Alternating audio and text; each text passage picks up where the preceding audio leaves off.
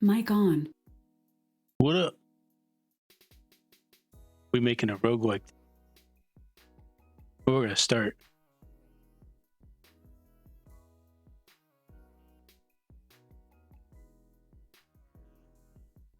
This will probably be kind of casual because I've never done this kind of thing or streamed really. This is like my third stream ever, and I'm pretty new to Twitch. But I'm gonna edit the recording and re-upload it to YouTube so with timestamps and everything like that, so it's easy after.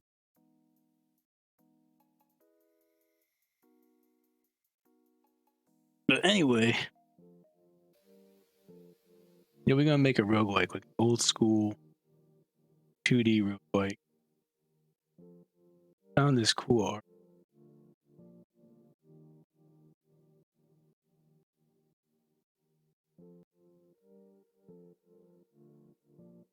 Had this up before.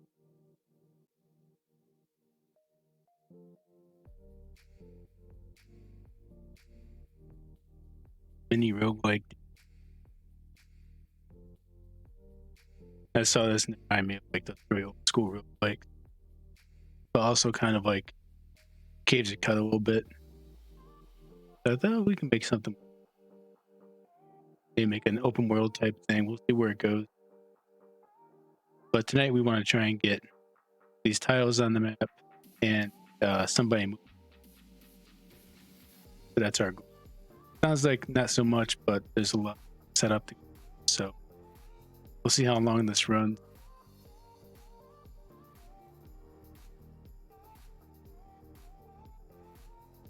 All right, so where do we want to start? I guess we want to start.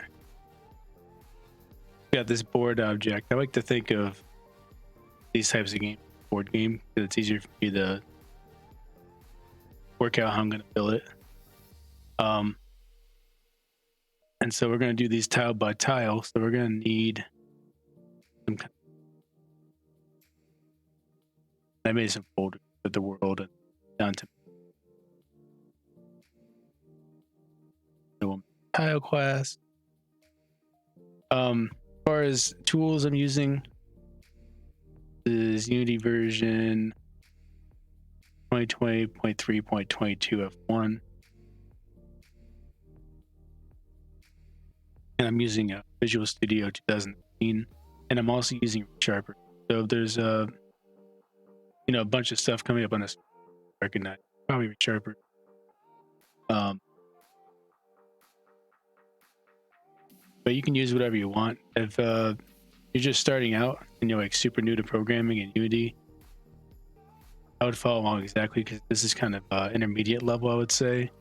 It might be kind of difficult to wrap your head around everything that's going on. I tried making one of these when I was just starting out in Unity like 6 years ago, and it was fast. I could not understand what was going on whatsoever. But it was a fun experience. So let's see. All right, so tile. I have information to read in tile.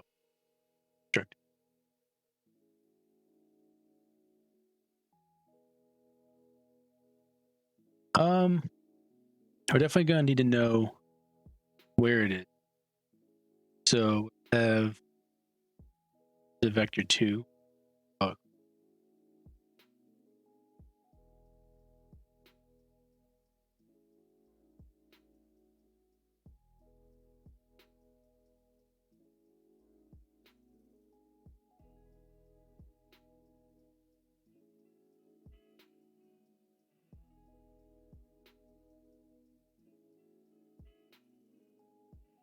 And we're gonna want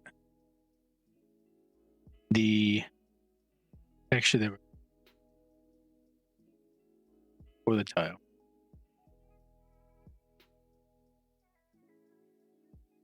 And I like to also keep a reference to the tile one created. I just called that Sprite. Might not use it right away, but we're probably gonna need.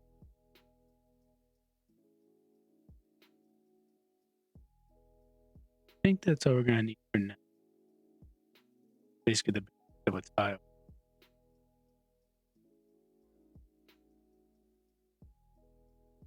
Well, I guess we need to know, can we walk on?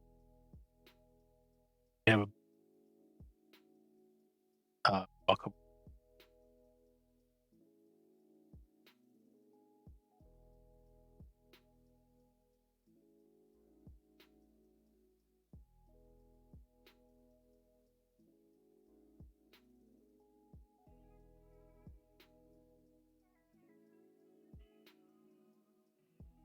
We're also gonna want transparent. So we have light something. Or code division. That'll probably come into play.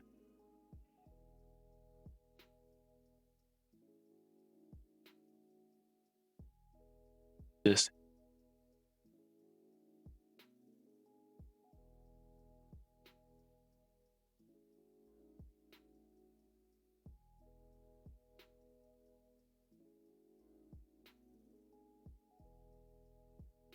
Great. So now we gotta make it this. Normally, what you might be tempted to say, well, we got these fields, walkable, transparent. I guess I would make a floor tile, and I would make a wall tile. Things pretty much opposite in this case. So we could do that. We can make a floor tile, make a floor class,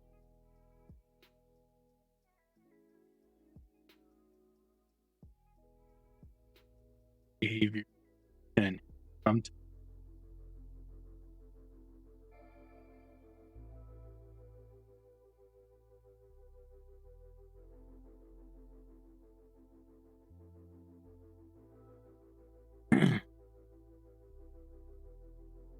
I know I move kind of fast when I do this stuff, but it go through the recording too.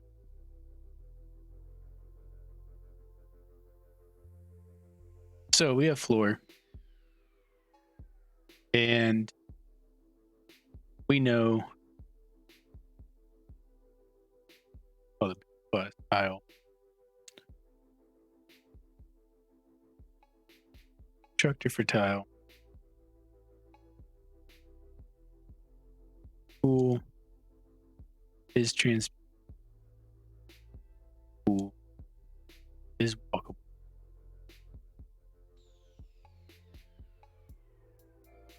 So transparent. And then we just say, transparent. Walkable. And then boom. And of course, we probably throw a few other things in too. We'd want to probably pass in the floor texture.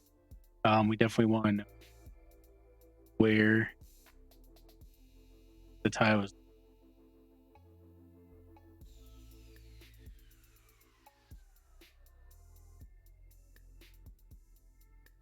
All these things.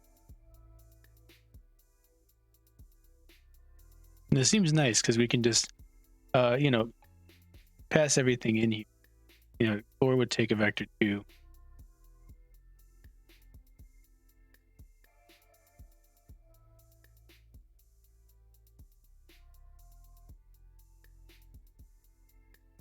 Pass that straight in. And we know the transparent.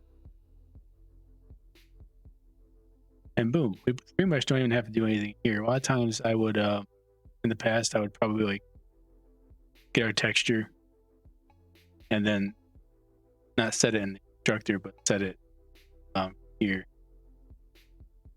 and be protected or something like this. The subclass can access.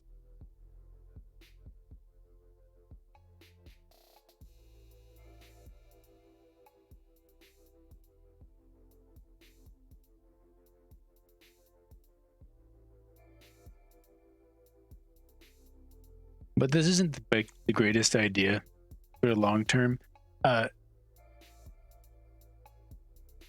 a couple reasons. If you're working, I will say this before we even start talking about it. If you're working by yourself and you're not going to be having a bunch of tiles, like exactly how many you have, and you don't need anything too complex, it's probably not the worst idea to subclass like this. I still think you'll have issues, but you could probably get away with it. But if you're working with one other person, or you have no idea how many tile types you're going to have down the road like this, and especially something like roguelike, which is usually procedurally generated, and you're not really sure how things are going to work at runtime. This kind of pattern falls apart pretty quickly, and maybe not so much for the tile class, but when we get to entities and when we get to items, it makes a lot more sense to go pattern now. And if we're going to use that pattern with those things, it's best to keep it consistent, same tile. So what we're going to do is use the type object pattern. And what that does, it kind of addresses the issue we're seeing. It makes these different floor, the different tile types, makes them data-driven rather than classes. So when we make changes, we don't have to recompile every time. If you weren't working alone and you had a game designer and they wanted to make tweaks to these things, they would have to ask you to check out the code, make a change, recompile it, check it back in. And so they have to wait who knows how long, by the time they get a hold of you and you have time to even get to that and then do all those things, it could be half a day wasted while they're waiting just to test one thing. So it's super frustrating for everybody. Yeah, we're gonna try this type object thing. We're gonna actually use scriptable objects, which I just learned how to use recently, and I wish I had done time ago because they're super cool. So under tile, we're gonna make these tile types. This is where we store the scriptable objects. We're gonna make the tile type class here.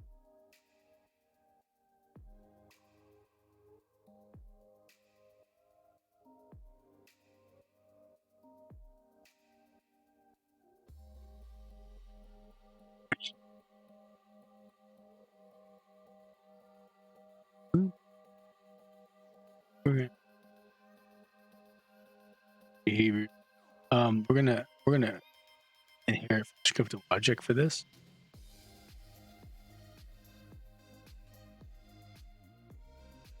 Space. All right, so we're going to define the same things here that would have defined floor, which all we really said was transparent and walkable. So let's do the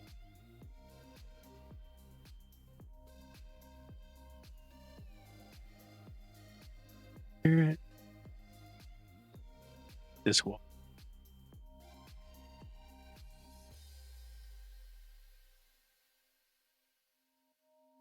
Now we have to do one more thing. We want this to show up in the editor. So we can just do create asset menu. You can do this. What this is going to do, files. If we go up to create, assets create, I'm sorry. It'll be right here at the top, tile type. And also if I do right click create, tile type. We can do it like that. I kind of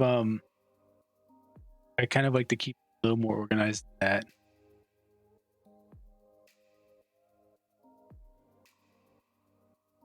So we're just gonna buy asset.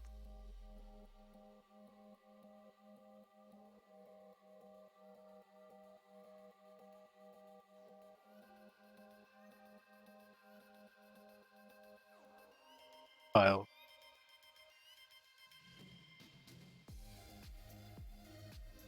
Assets create. We have my assets folder out. It just keeps it a little bit organized, I think.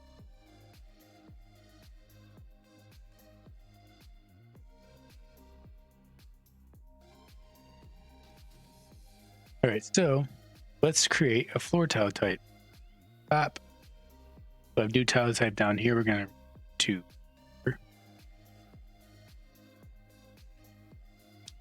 and we just have to click transparent and walkable. Save. That is our floor tile type. We never have to compile anything with this. And the alternative to this would be, could write a text file that does the same thing, like JSON or XML, some kind of markup language. And it would work just as fine, but the difference is we don't have to worry about reading that data in. And we don't have to worry about deserializing at runtime or anything like that. It just loads up a Unity and that's that. Even I haven't done this yet, but I saw a picture of a diff between a type object, and it was almost readable if you're used to looking at Unity assets when they're changed. But they're not very. It's not very big, and you can actually read the changes pretty well. So that's another advantage working with a person compilation and able to change things and test them on the fly. But you're also able to see the difference pretty pull requests and everything.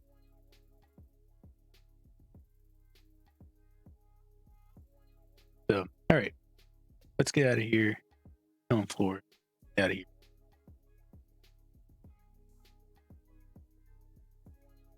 Now we go back to tile. Instead of having the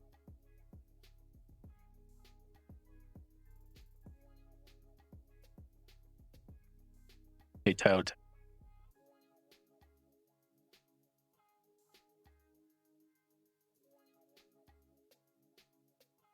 Naming things is hard.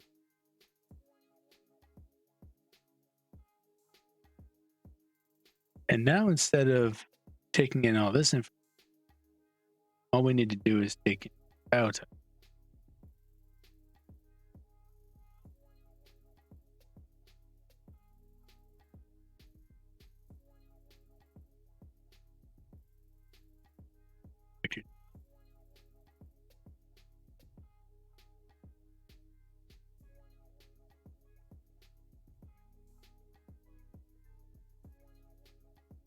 What type it is, and so we might want.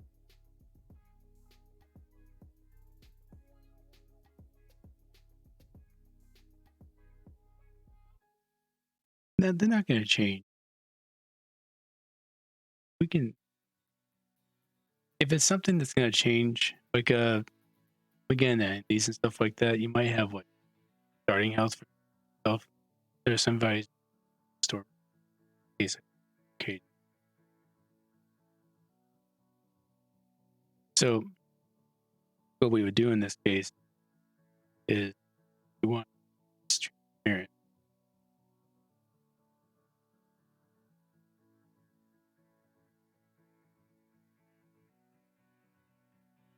We can just return out.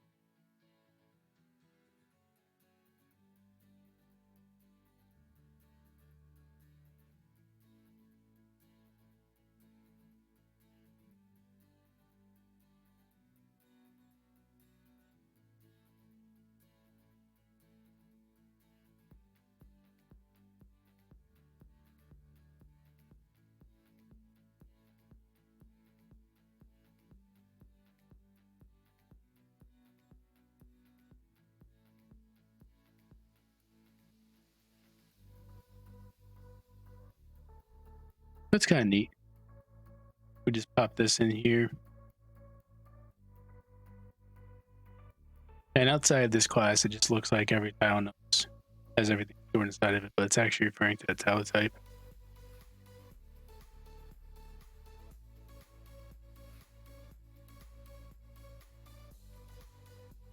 I guess we can make some other get method.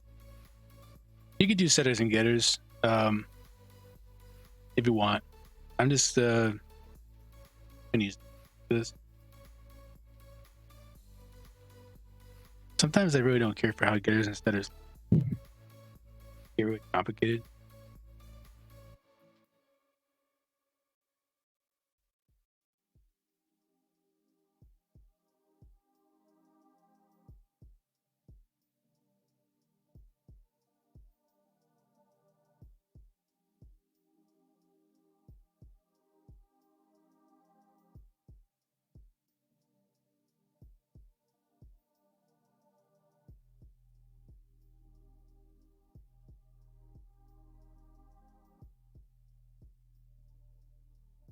Okay, we have a floor tile.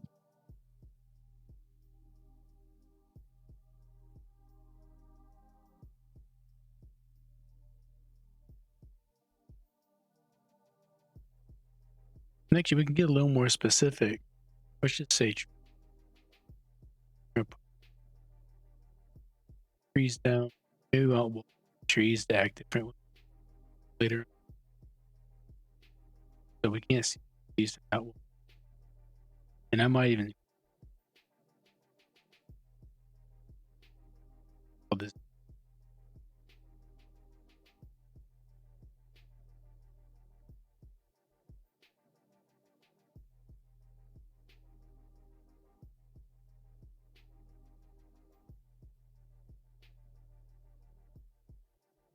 We might be able to go back to floor or ground or something. End up to different guys.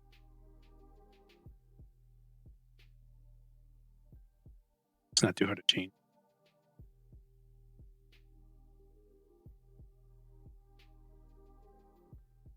All right. So how are these going to show up?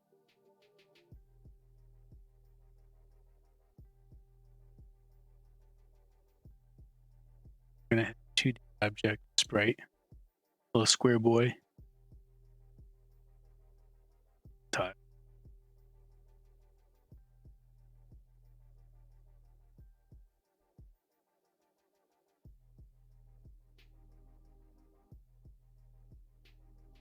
Actually, I might try.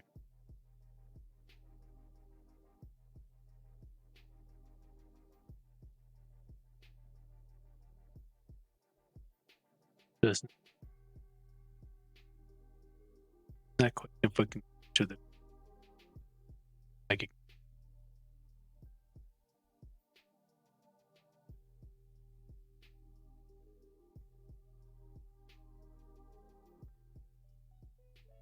So I've already gone ahead and cut up some of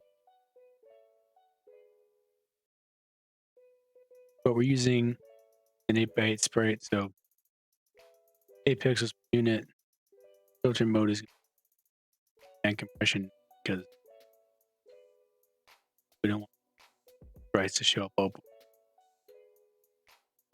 And when I slice, I do by cell size 8x8. I do pivot on bottom left. Slice, apply. Let's see. There's not really a tile on here. Yeah, these are transparent. So what I did was I went in a spray and I picked out the darkest color that came from out here, and I just square. And the reason I did that was because I do want some tiles, and we're also going to use this for another use in a second, because you can see that a lot of the stuff here is transparent underneath, and we want to be able to place them without also having to place an empty tile underneath it. So we'll get to that in a second, but for now, I just exported this 8x8 square and I popped it here. Same settings as when we did the multiple 8 bottom left point and compression. So drag.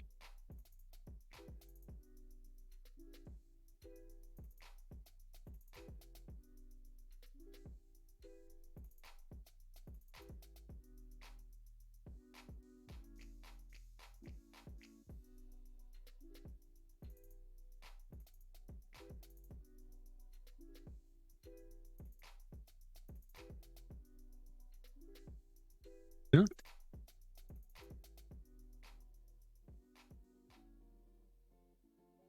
We might have to mess with the sorting wheel layer, but right now I think so. We can make a prefab out of it, dragging it here.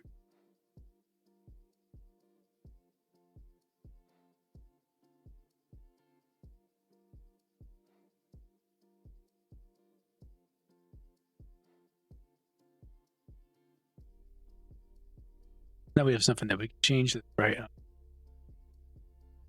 And nothing. So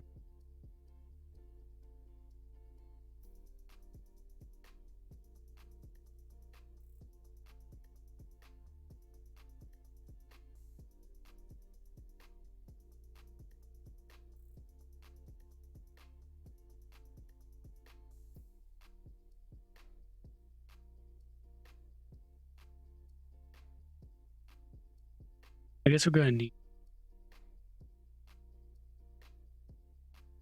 to think about how we're going to get up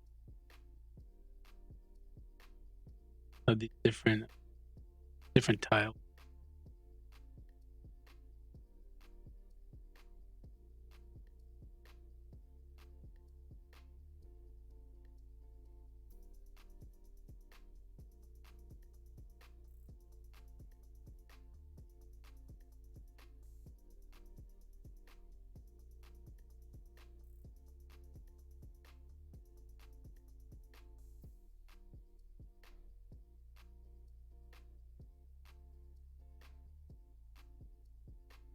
I think I want to make a type objects. Maybe we'll just make a terrain store.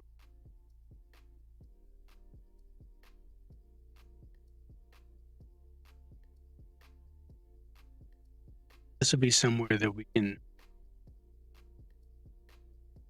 store a type object and then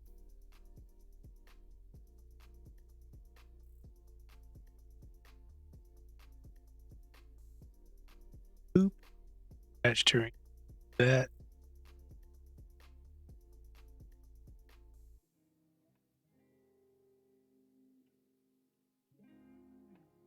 This space is going to be store. Ask things.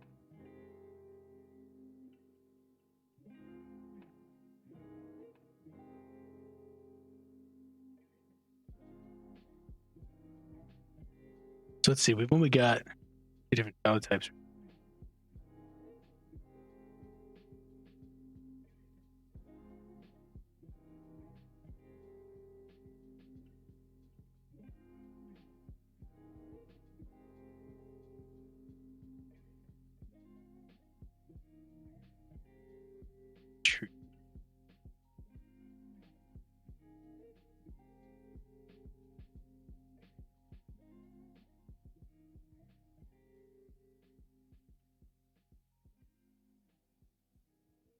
Back.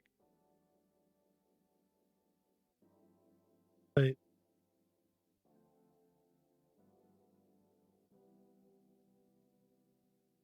here,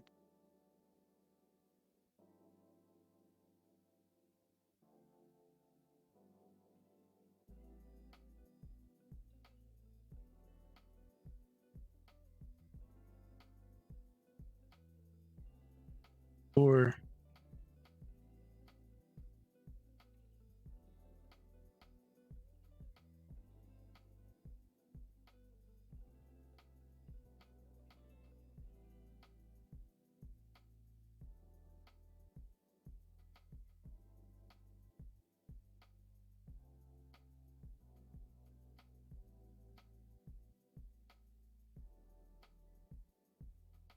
anyways, we got those. Now once this compiled, we can go into our tile types. Boop. Boop. Great. Awesome. All right. Now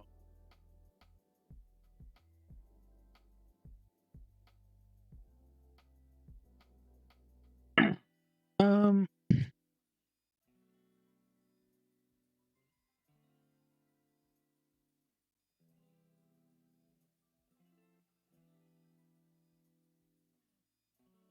map.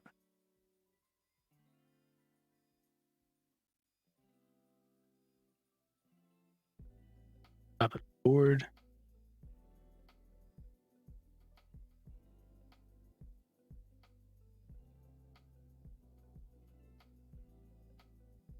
Okay. Basically gonna use this to draw out.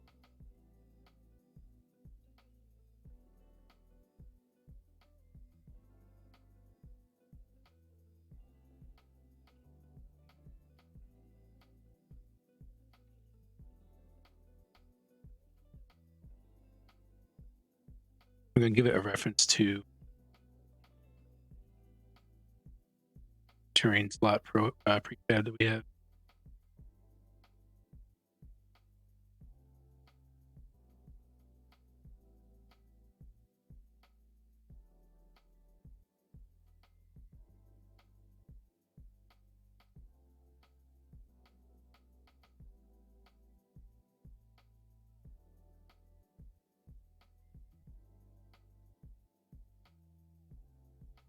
Draw function.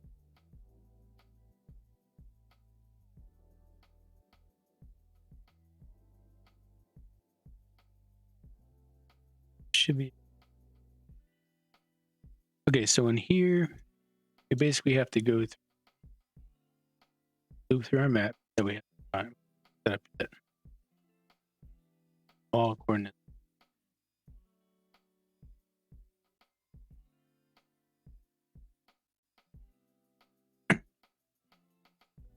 For each coordinate. Instantiate a tile. That's basically it. So get mapping.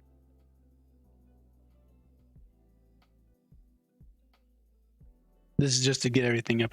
So we're going to do some generation in map tonight. We'll eventually move to generate classes. I think probably next time, because I think we're going to wave collapse function generation.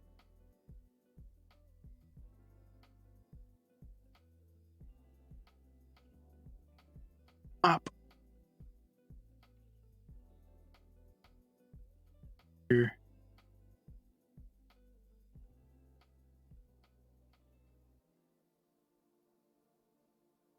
All right, so here we're gonna do our height and width. I think this is at least I think, and look, there was something I had in the project. So width 25, height, or width 25.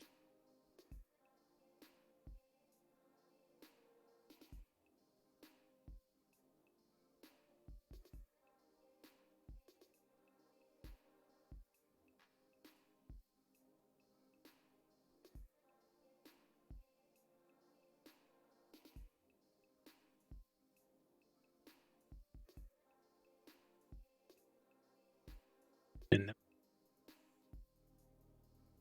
our terrain. So this is another spot where your instincts betray you.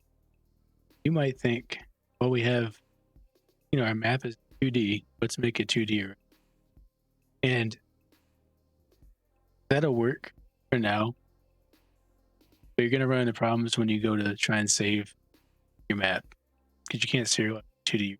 Yeah, so what's going to end up happening, you have to transform it into some other kind of data structure, serialize it, and then when it comes back out, when you load, you have to deserialize it and convert it back into 2D array.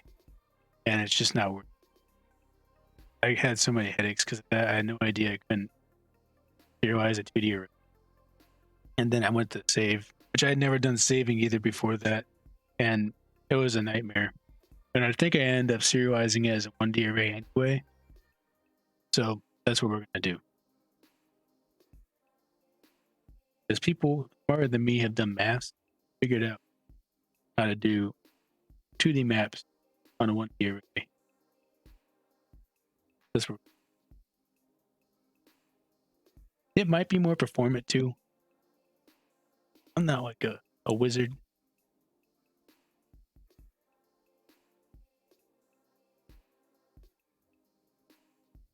So let's get a reference to our terrain store.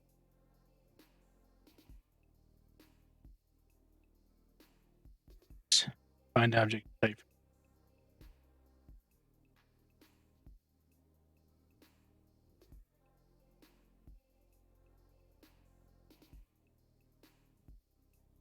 We want unit.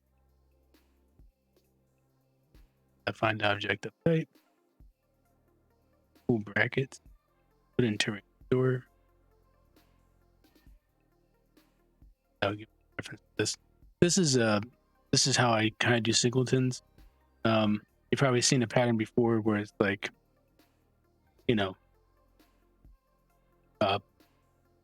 public static map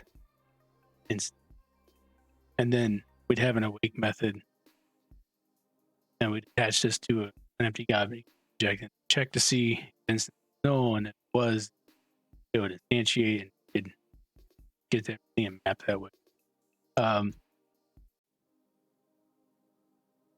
This way, the way we're doing it now, it still kind of works that same way, but we're taking the responsibility class to figure out if it's the only one in the game.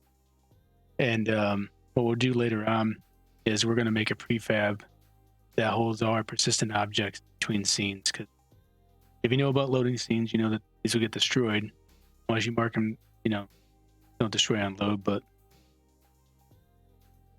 if you don't have a plan about what you're going to do with that kind of stuff, it's going to get kind of messy. So I just learned about getting away from the singleton pattern, the one I was talking about with instance not too long ago, and I like this method a lot better. If find object of type is kind of slow, so if it's something you're gonna be accessing again, just in your start method or wherever you're going to access or initialize your class, just store the reference there once and then refer to it at the time without having to find your object type.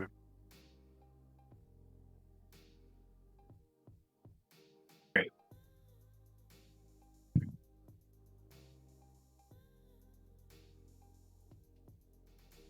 All right, let's initialize our terrain tile.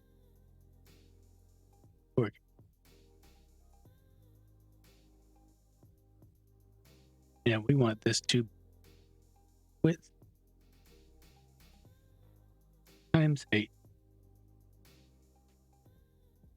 Not too scary. So, okay, so let's do our for loops.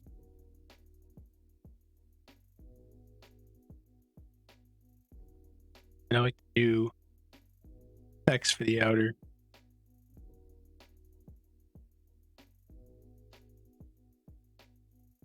The width.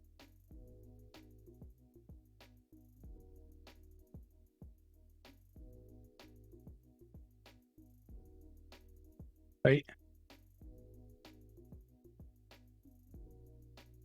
Now, you could also do like easier for you to keep track of it. You could also do current count for X and current root for height, if it's easy for you to think like that. I've gone back and forth.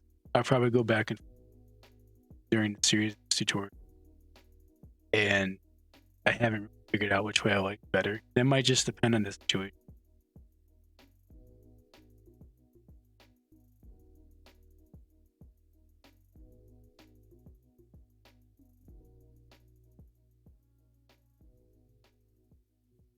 Let's just do our floor tiles for now. First, an empty map. So we have a formula for accessing.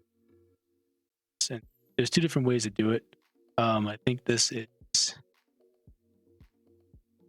is row first. Count. Anyway, we're gonna do.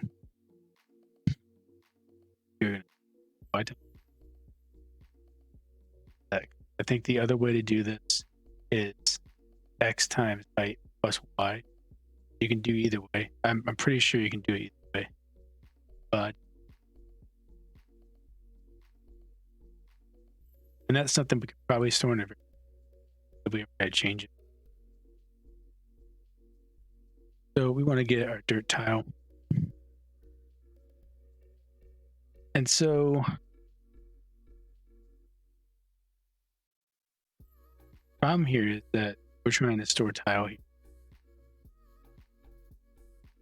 But we're getting back a tile type. So what we could do, okay.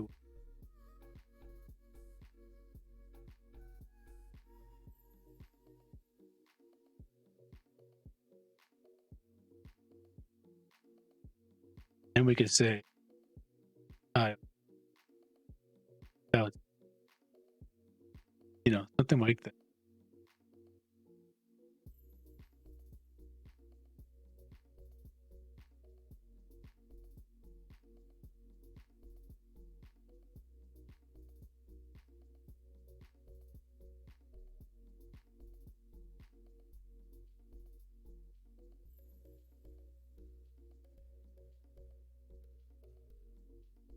Whoopsie doodle.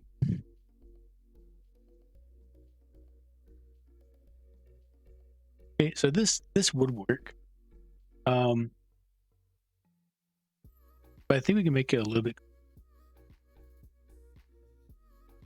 So instead, go back to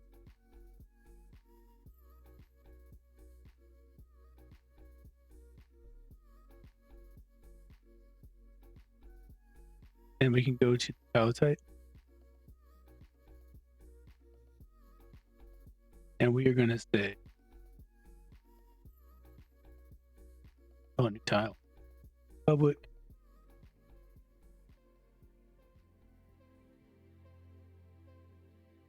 Just one.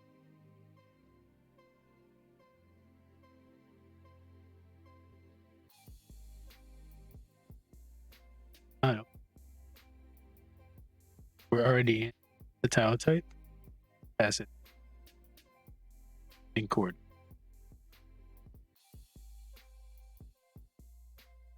Back to map.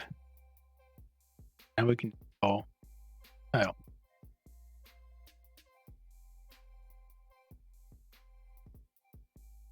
could probably make the vector a little bit.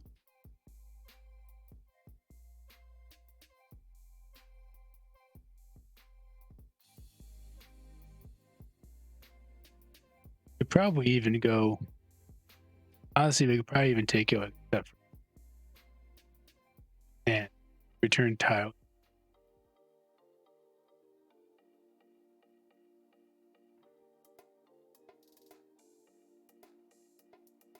I do tile.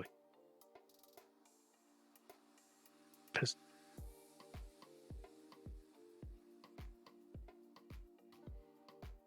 I'm gonna comment this out.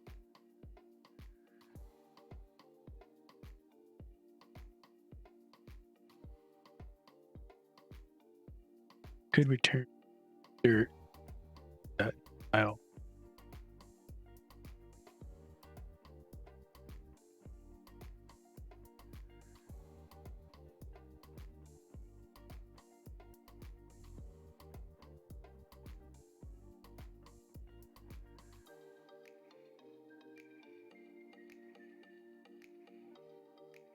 And that makes it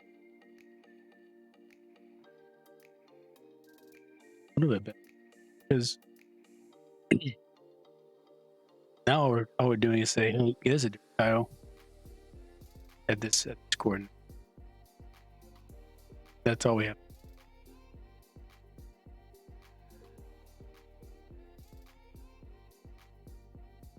Can't think of a reason why we.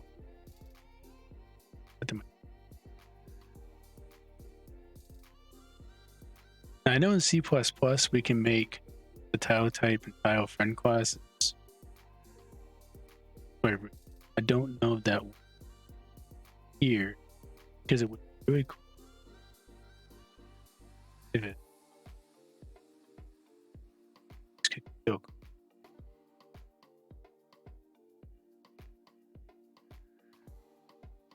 There might be a way to do this.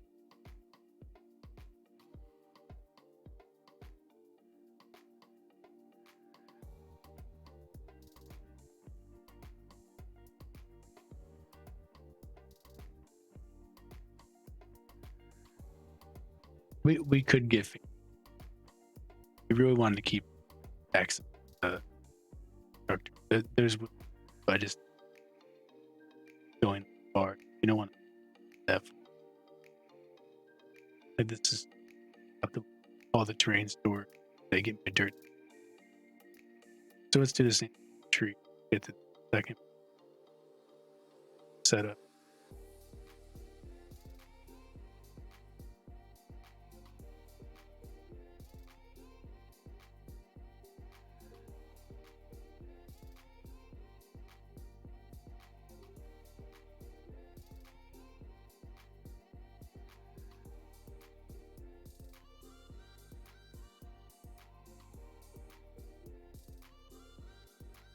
All right.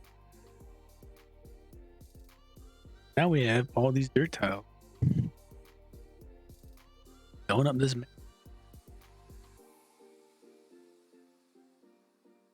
I think that's all we really need for. So we go back to board class.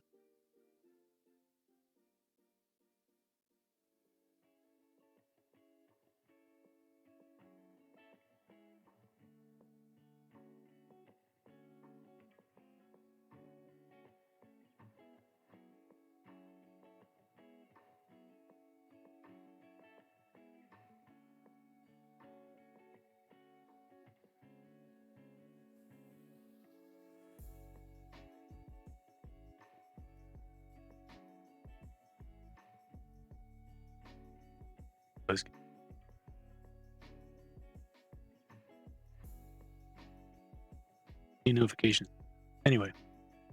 All right, so we're gonna loop through again, like we did before. Back.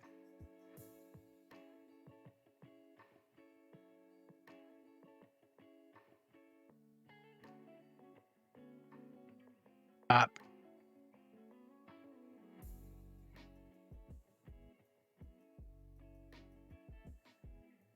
Reference to the map.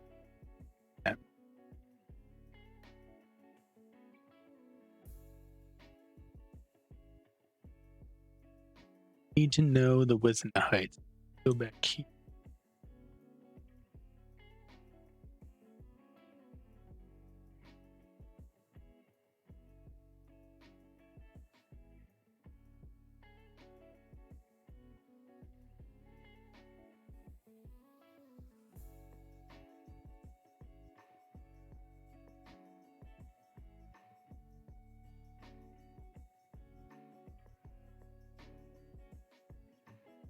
Yeah. Right.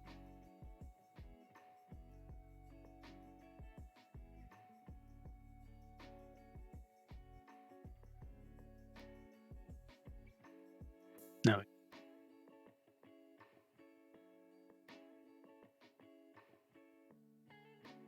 We probably could even make it static, because it's always the same.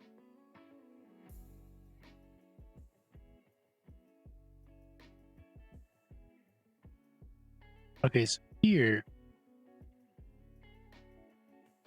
I'm gonna get a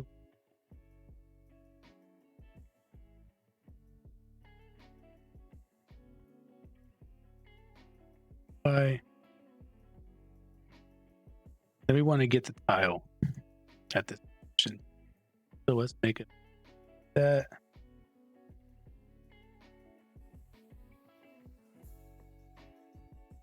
Tile that.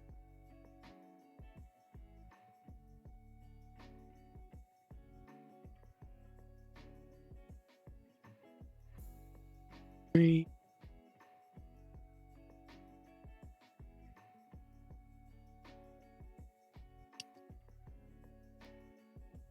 Yeah, do the same formula.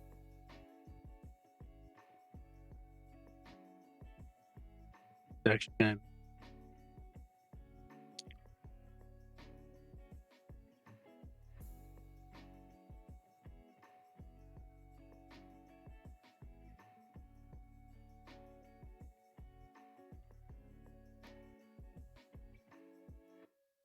this is bad because oh,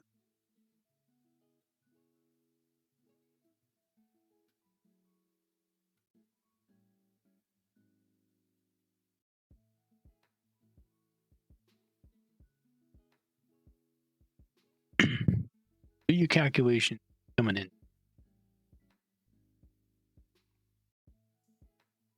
But to give us the same.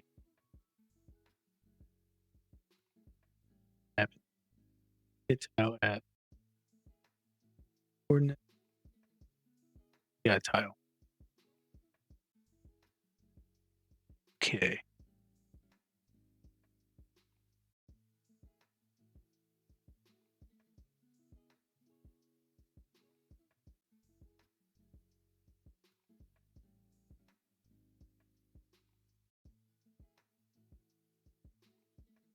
Now we need. We're going to use our terrain slot prefab for that. I just call them tile, whatever kind of that. Initiate. So we're going to initiate terrain slot prefab at the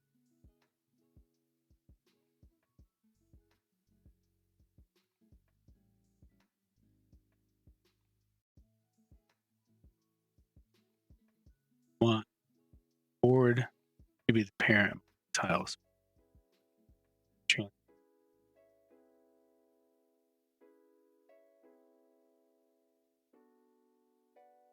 So prefab position, no rotation object. So all the tiles.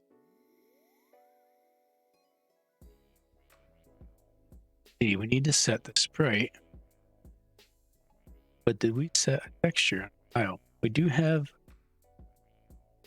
a texture property.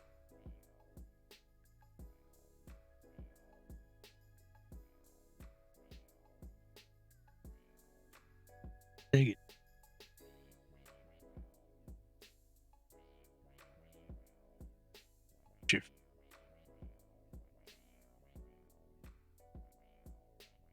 Damn it. Slim.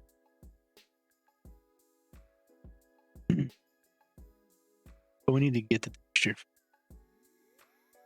we can get out. Let's say I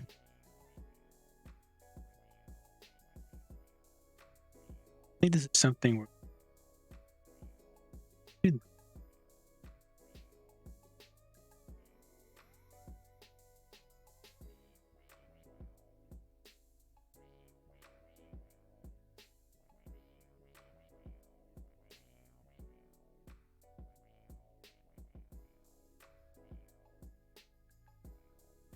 so we could keep it here. I think we want to keep it here.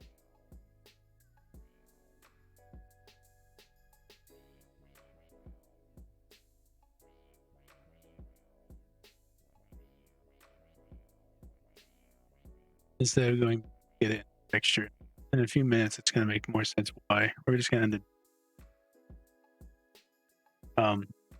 We're going to story construct it.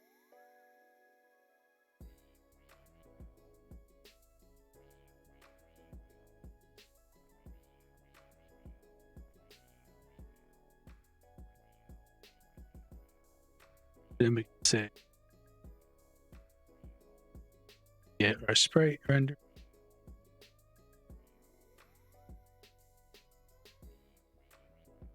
Sprite tile dot texture. All right, so go and take a look at our type. We don't have a texture assigned to that yet. Ground pop. Tree would be the same kind of thing. Let's go. Okay.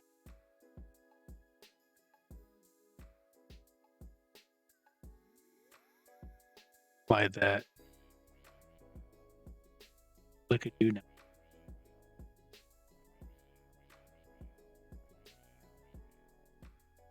So type tree. Now, if you have to move between folders like this, what might happen to you sometimes is you might like accidentally click on something, and now the place you're going to drag it to, it's gone. You have to go back, click it again. So I didn't notice this for years. Using it for 6 years on this not too long ago. Lock button up here, and now I can select anything else, and it will stay locked on tree. So I usually do that if I'm moving a lot of stuff around. Lock it.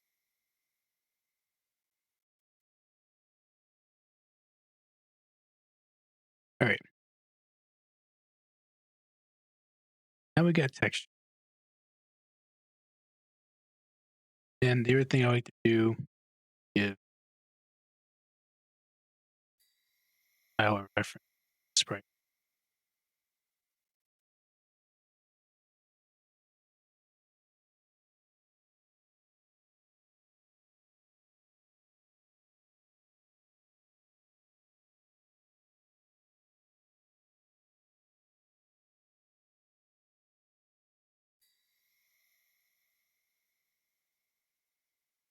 Team object. And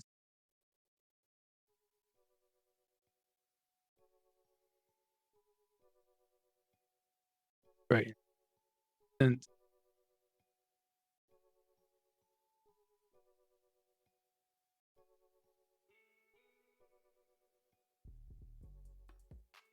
it might not come in handy right now, but it might.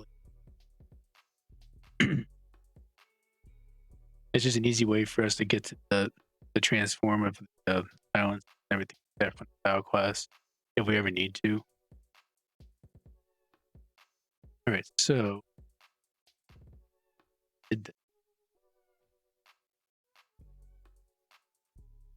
like it, so let's go into our game class. Set up here.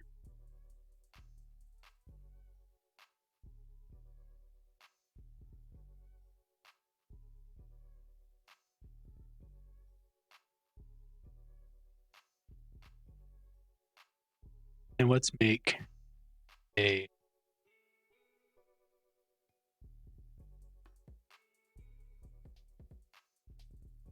let's get a object type. We're inheriting from body behavior, so we do the object first. And tell the environment world space ID.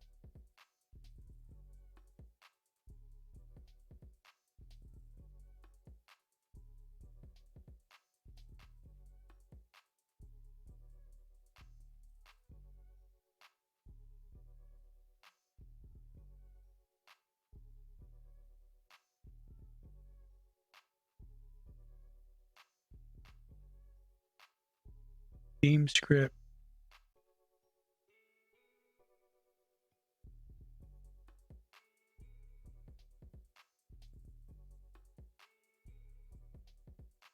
Right.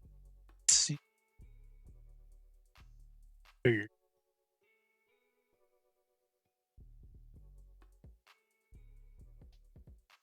Forgot.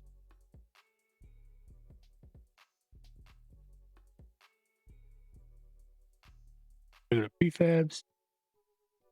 Back to train slap 7.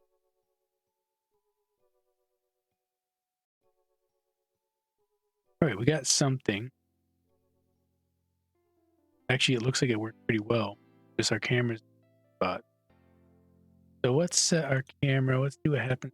To halfway would be what, 40 and then 12.5 brightness.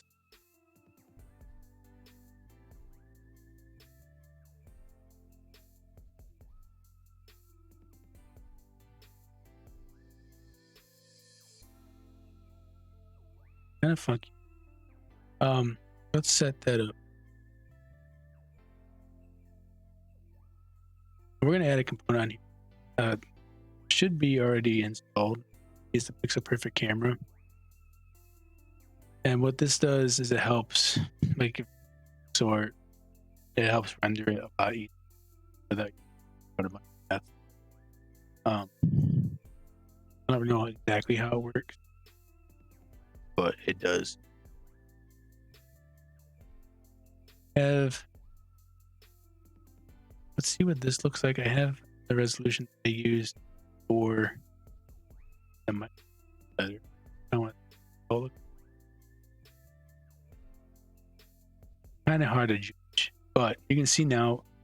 Before we had this on, it was just this little guy.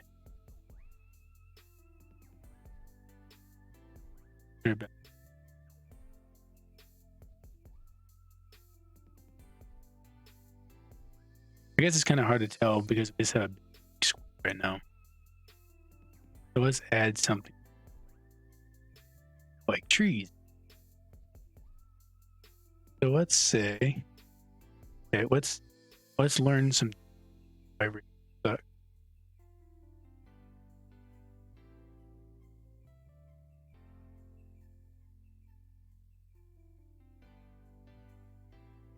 Let's roll again.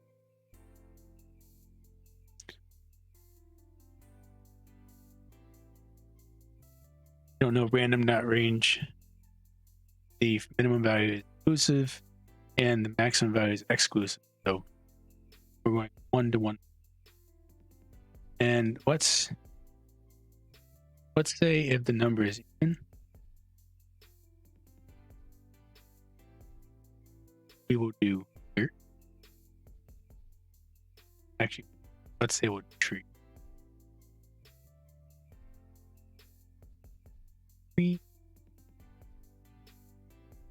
And if it's not, we will do dirt.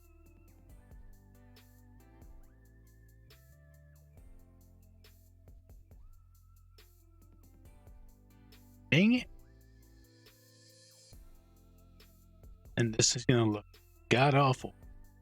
But we need to look at right face. This will actually help us get our cameras.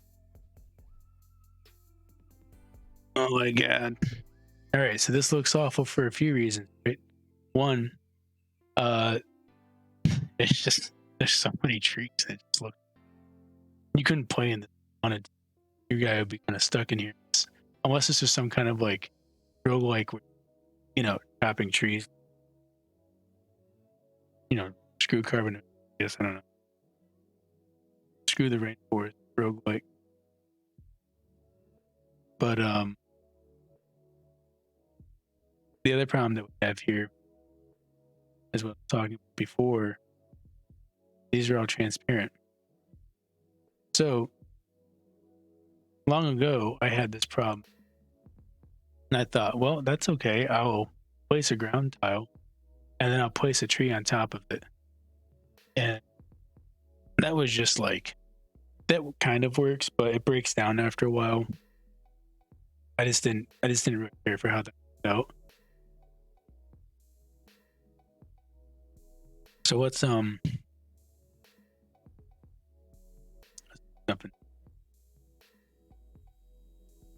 So first of all, I really hate this color. And our background is black. I'm gonna add image. And I'm just gonna call this ground.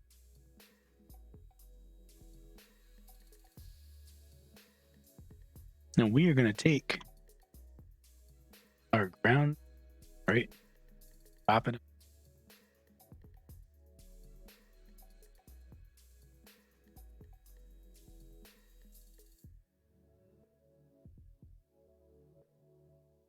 I done one Sprite right. Once.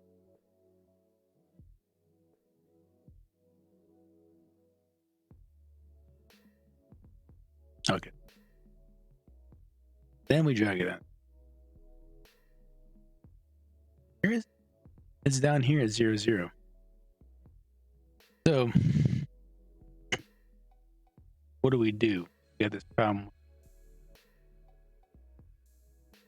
Oh, we've got this background color, but it's still not working.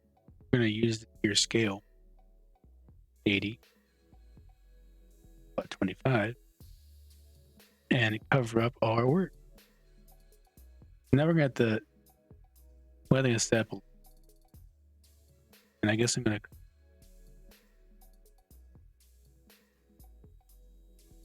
I guess we call it background. I might just call it color. Yes. And then we can make top of old.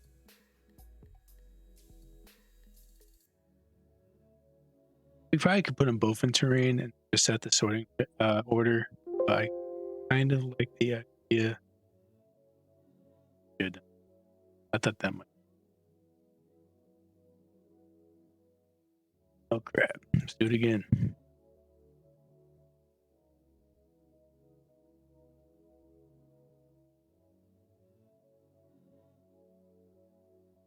Terrain.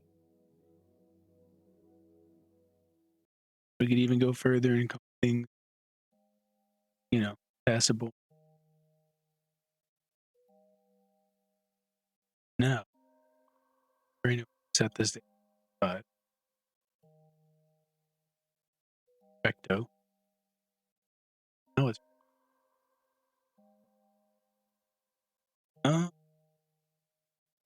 set the ground color and that.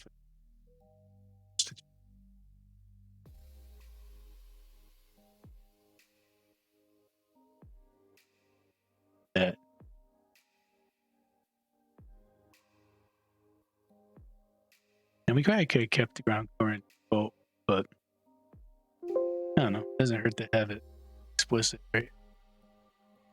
So cool. Now we got all these different trees. And you can see random doesn't really look like. Even if I was to say, it's just stuff that's divisible. That would probably give us something a little more unique, interesting, but it's just a little bit more spaced out. But to me, It's just bowls of oatmeal. Can't really tell the difference between one or two of them.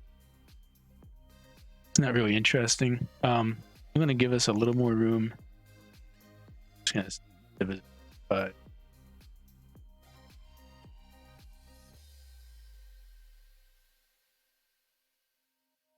that's, I think we can walk around and not have to worry about bumping. You can see the whole map right here. Or you could even, if you want, you can mess around with the camera. The other setting I had,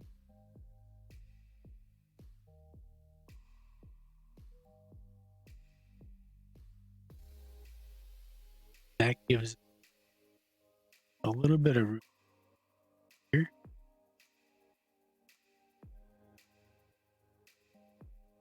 Keep it with that. We're not. It's going to be kind of hard to say what our map size is, what the map looks like until we have everything on screen, like the different entities in the building, like that. And especially when the UI comes into play, and we think about how the camera is around the player, then we can really make a final decision on what the camera settings can be. But right now,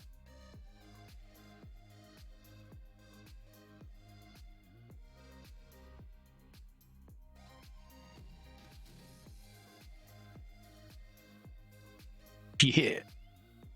All right, so here's another thing. You'll notice that all these prefabs are named the same. It's like, well, you know, which one is what coordinate? I could tell this one's 0, 0, but if I wanted to get to like 0, 8, I'd have to count all the way up. And what's going on here? So what we're gonna do when we generate these on board,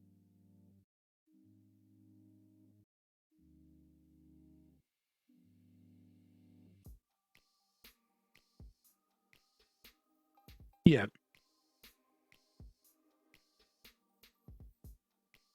While we're here, say tile and done, and we can actually get it right time. I like to careful.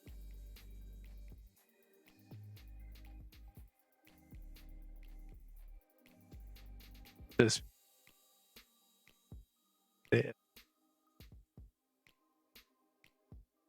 they will. Now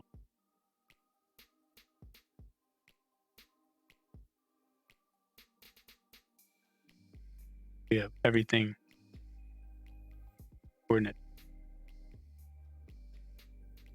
Oh, so while we're here, one thing you might notice is that we're starting 0, 0 starts here. There are some game engines that I think that they start 0, 0 on the upper right. But in Unity, it's going to be your upper left or left. And so Y increases upward, whereas some game engines, Y will actually decrease if you go. Kind of confusing. This is something that comes into play when you have to move around the map. That we're okay because we're just working in Unity, but there are later on, I think we're gonna use a library so that we can appreciate how awesome it is to up one of those into these. And we have to tell it, you know, why upward not, so it knows how to handle the map correctly. We could even take this a step further and put the tile.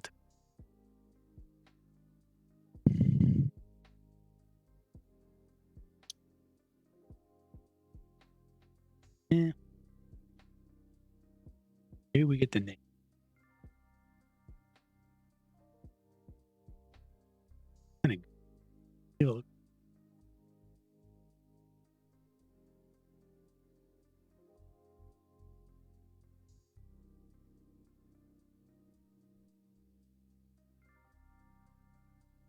Yeah.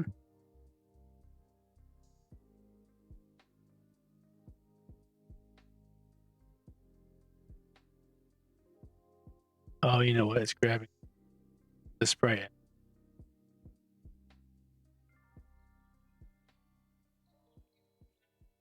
Anyway, that might be useful. Not so much for terrain tiles, but maybe like entities, traps that later on. If you use it, oh, that thing is verify on screen and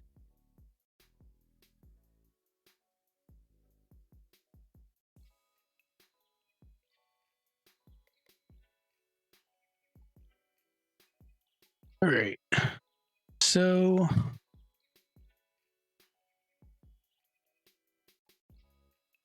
you know, I think I want to do. Let's think about.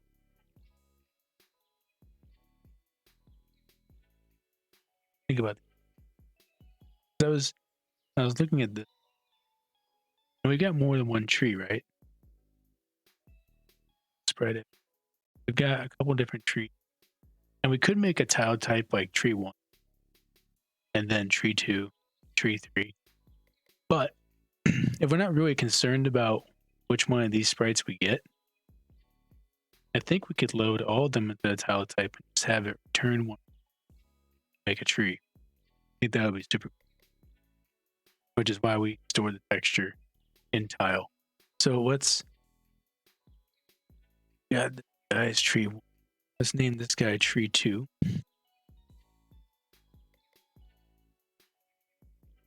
We got these little guys, tree, which these guys might just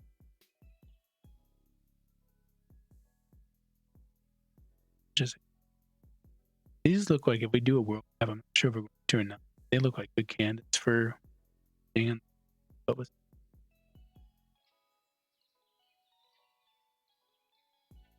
Now right now we've only got texture. So let's go into tile type. Make this and now I want to make this private because I don't want anybody outside of tile type textures.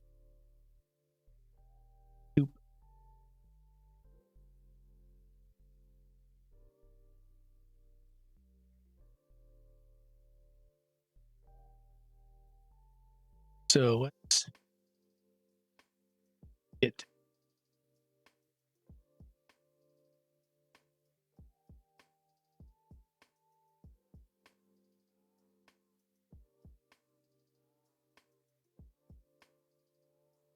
now we're gonna say is turn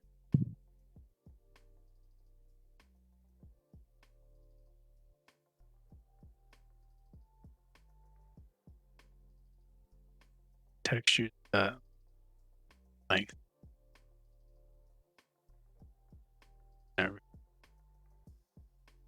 Okay, and we can put a couple guarded things too. You know, if textures equal no texture.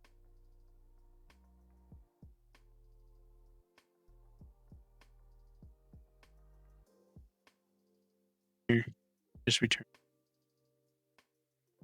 Figure that out. It might not be a bad idea to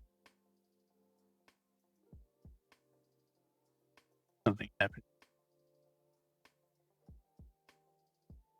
Set no texture.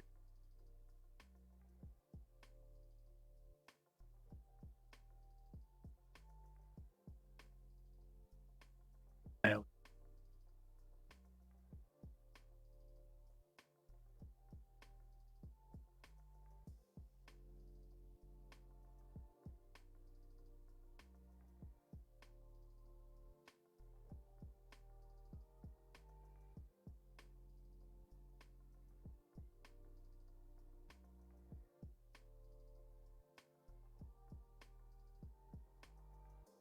get the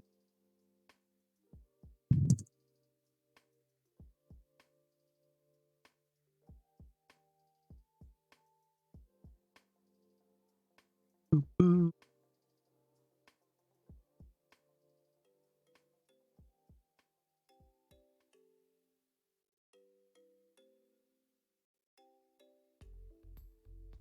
Yeah.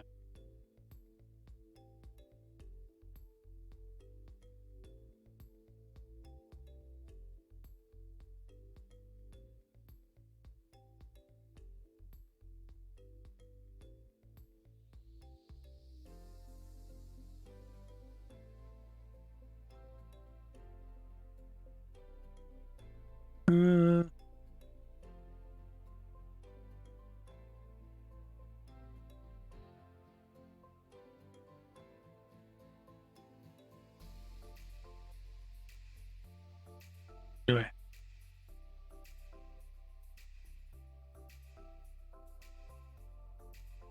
All right. I'll have to figure that out.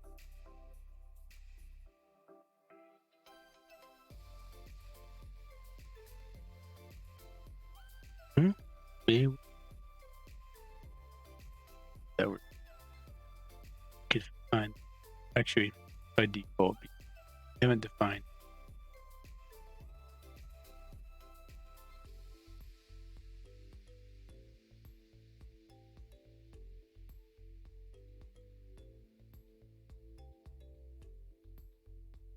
Figured it out.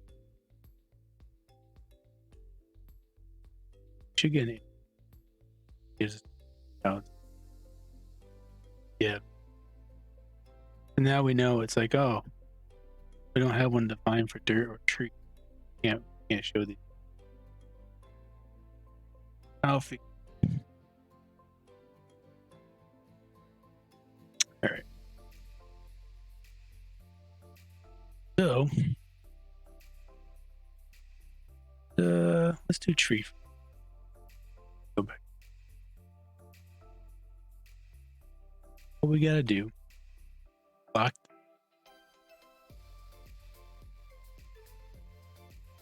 Love it. So we're gonna select all three of these. Drag and this little plus guy. Pop pop. Presto change. We got 3 trees. Okay. Let's go back into here and get a couple different kind of houses. Edit these sprites. These are kind of hard to see, but I think it's like a dirt path. So I'm gonna call it dirt. Call this asking why.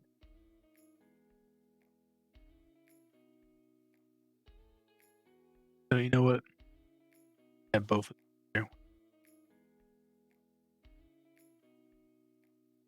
And we might get into like different out, but we're not getting in the movement costs, and there's not going to be different sprites for everything. Kind of, we might make like a different path. We'll see. We'll see when we get to this thing. We can like change. Get up. Dirt. Up, see.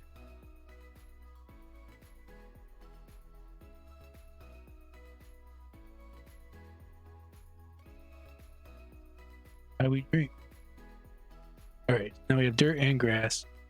We have 3 different kinds of trees.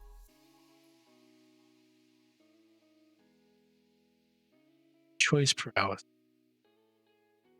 Now look at the variety.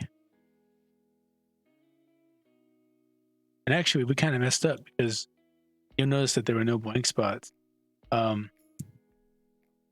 We forgot to add in our blank.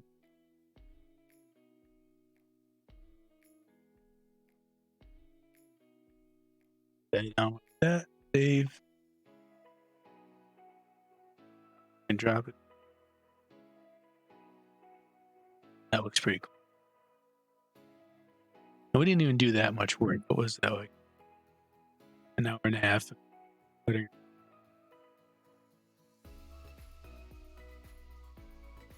neat.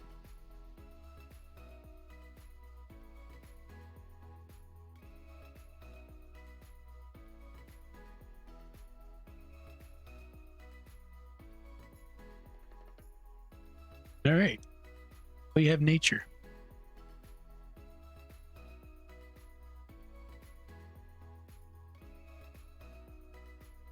Ouch.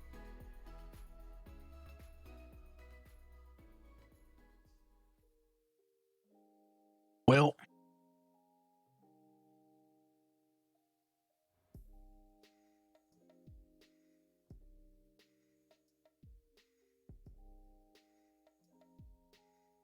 I guess the next thing we want to see that play.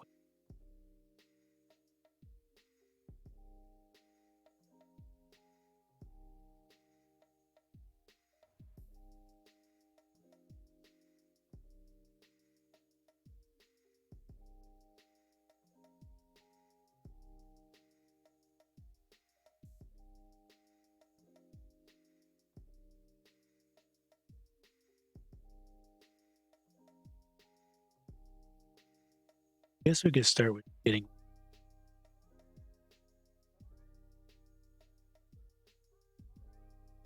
make a sprite.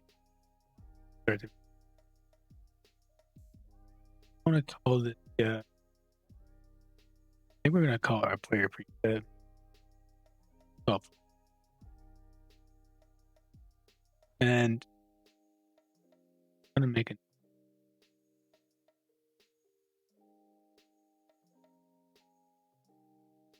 But player.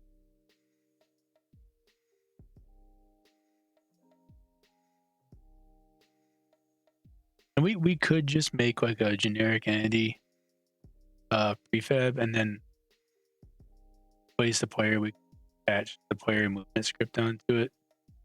But I don't think it's a big deal to have a player prefab. I already have it done. Then we don't attach. Where is our bring layer? You know what? Might be okay. I don't. Let's put him.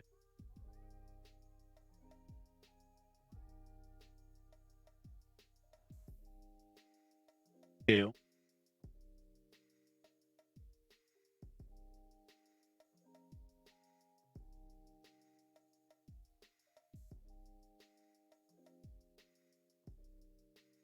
Should see a white square. But the term. We can see him. I think we should add.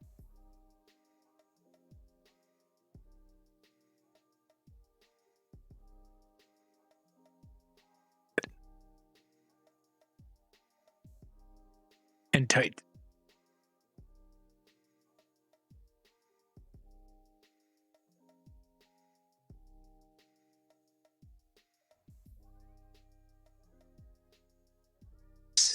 Go into our Sprite sheet. Pick out. Yeah. What does call me?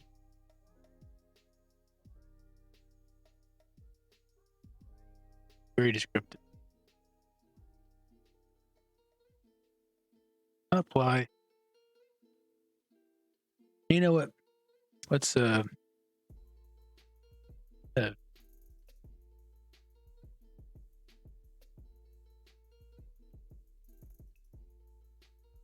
no. Third. We could go right into any class name, but I think what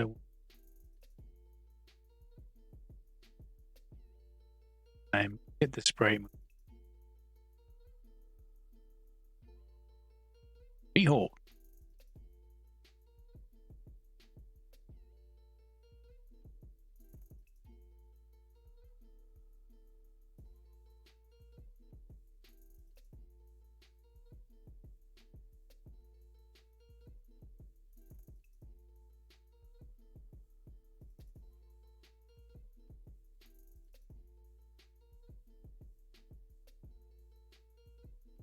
Not an ordinary fella. Idiot.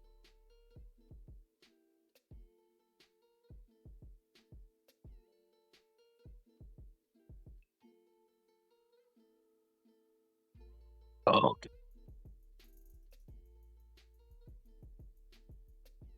Sweet nectar.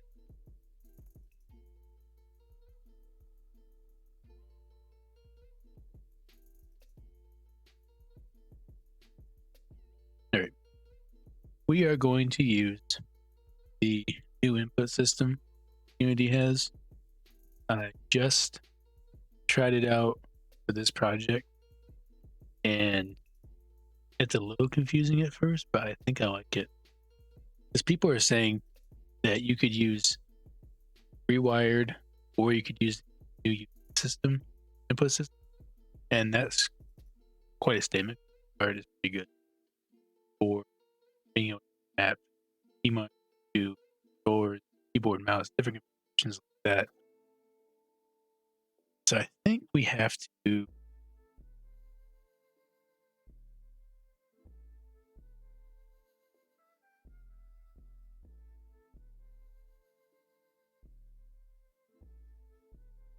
go three inputs. Install. I'm pretty sure this is going to make us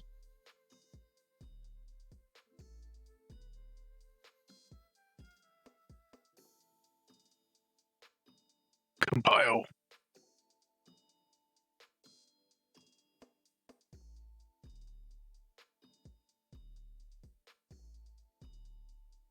Enable backend. So yeah, so do that.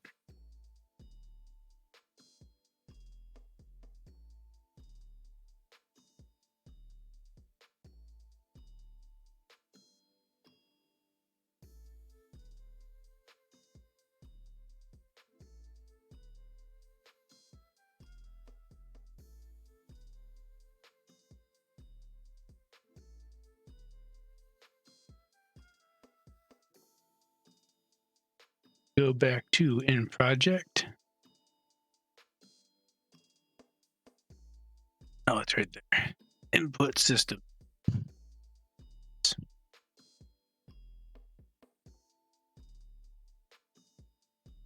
All right.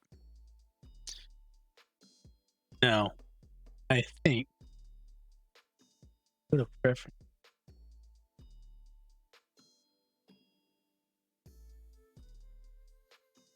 I feel like something happened when we did this. It was a mystery error. Something we switch over to this input. You have to kind of. Okay, yeah. So, of course, no one tells you that there's nothing that says changes.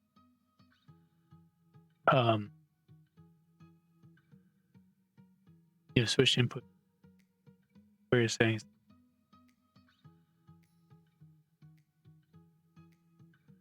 we have setting, and we can just inputs. I feel like there's something else we have to do here. The problem will pop up. Fix it. I don't remember exactly what happened.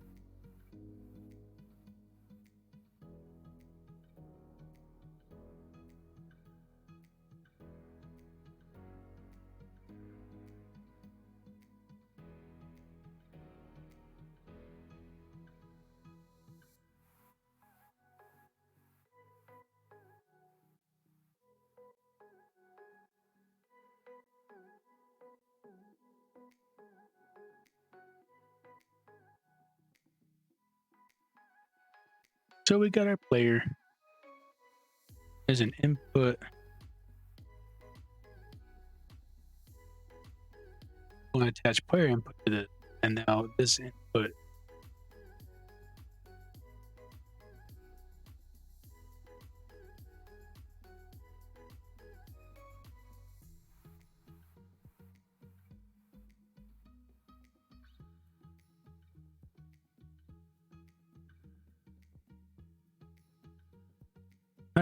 I guess just so that we have the setup. Okay, so I don't have to drag it. I thought I did, but I'm thinking of the actions. Okay, so I'm gonna make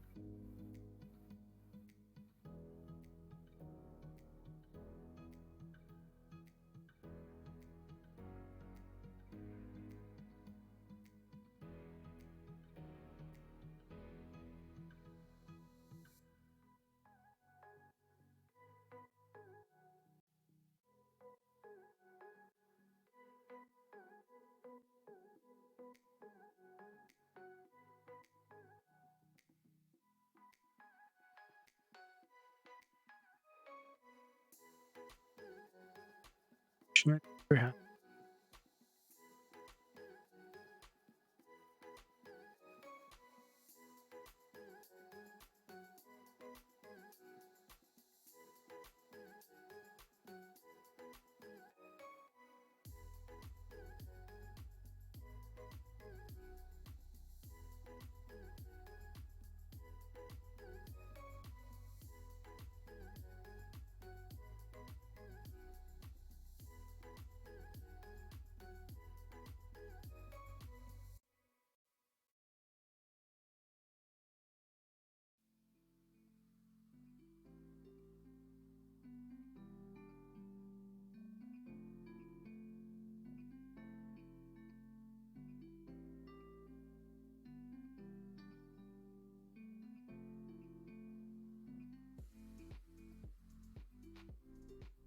I just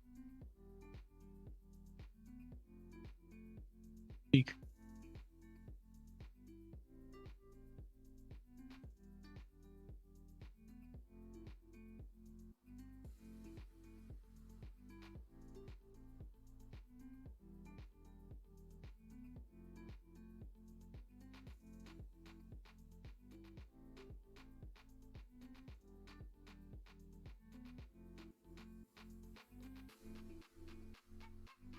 Oh, it's waiting.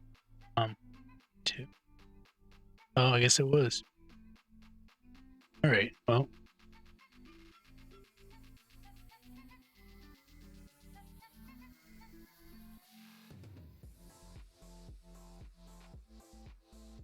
Yeah, I guess so. All right. Figured it out.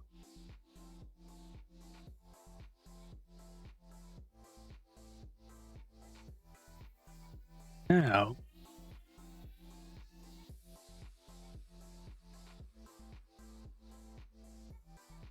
I'm gonna kind of pop it.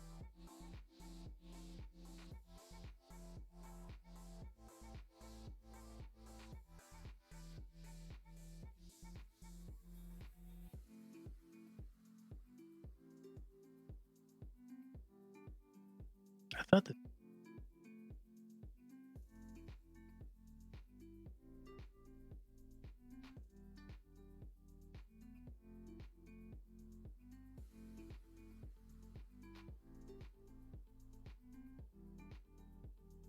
things look different this time, but we're gonna roll.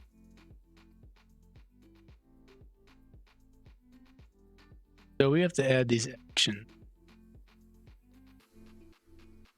And it's a little bit confusing because at first I was thinking we do like a vector 2D composite, but the problem is that we only get the cardinal direction. And I was like, how can I make up my own composites? And you have to code everything. They're just like, this is just too much. I want to do something like that, but it turns out that we can actually just create actions I want. Piece of that. So let's just start with move up. And on the binding,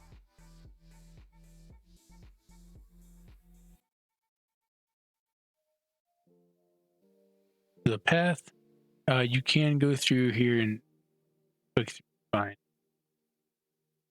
I just listen, and for this we're going to add a bop.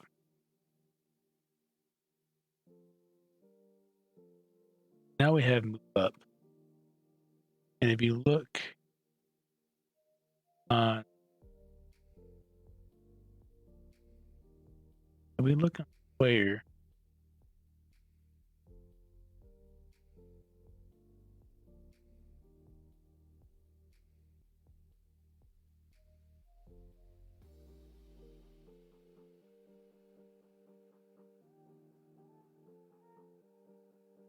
oh, auto. Yeah, make sure you have auto save checked. Now we put this move up. Yeah, I'm making this and I move up right here. And you might like when I first made this, I had a ton of stuff. I'm not sure why. think I use some kind of default to create. I must create it. It's a little bit different looking. But anyway, there were a ton of events in here. It was kind of hard to pick up. I'm glad that empty. The move up pretty. We have our player script on here.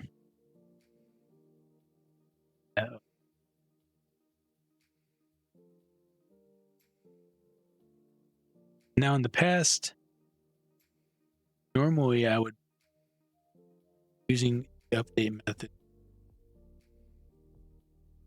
to monitor if a key had been pressed. Probably seen something like that before.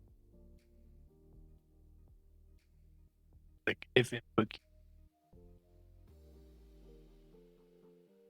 It works. I don't think it's necessarily wrong. I never really cared for how it looked. But now, because we have that class attached to the object, automatically take advantage on up. We don't have to listen for anything. We just wait for the triggered, and we could. What we're doing too crazy. Let's just do a say up was pressed. All caps.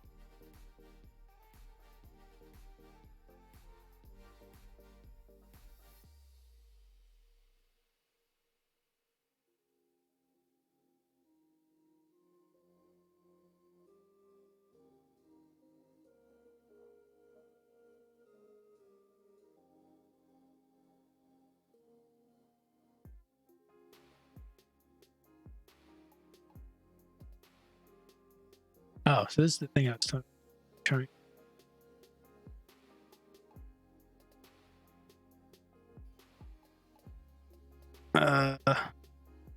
Oh.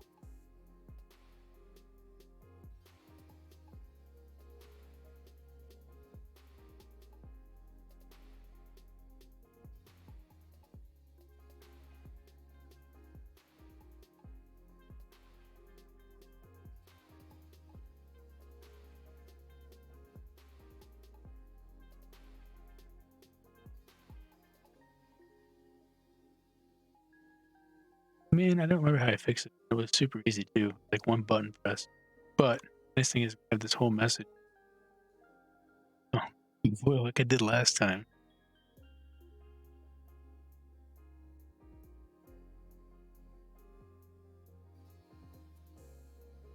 So easy to do it. And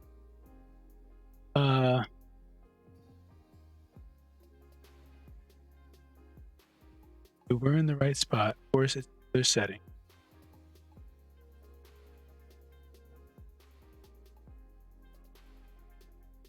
Choose.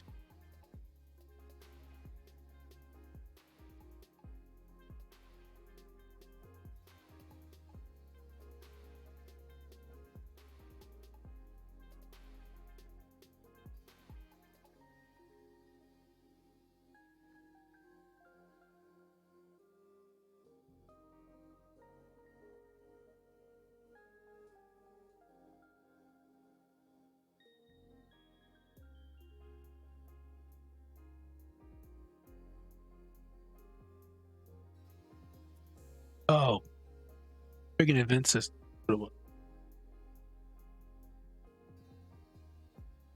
Oh my god. And it probably only happened. I think I did the exact same thing this time because when I was trying to figure out how to do the ground color, I was using. I think I tried to use like a quad or something like that. Like I thought I was clever. Set the canvas to negative, have it in the background, and so I had the event system on there.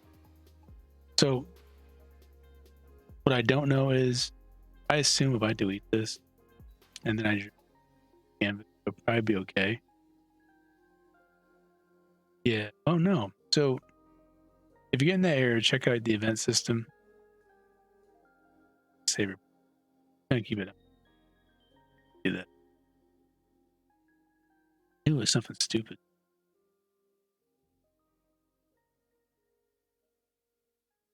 All right. Good. Oh, up was pressed. That might think collapse. All right. So what?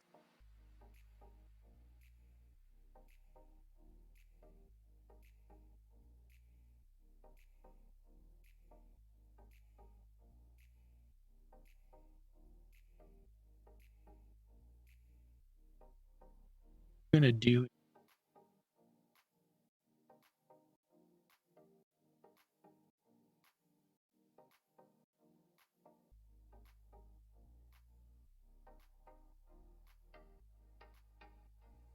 Yeah, our transform position plus the vector.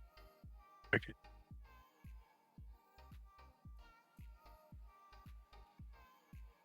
C by just going on the axis. Says name done as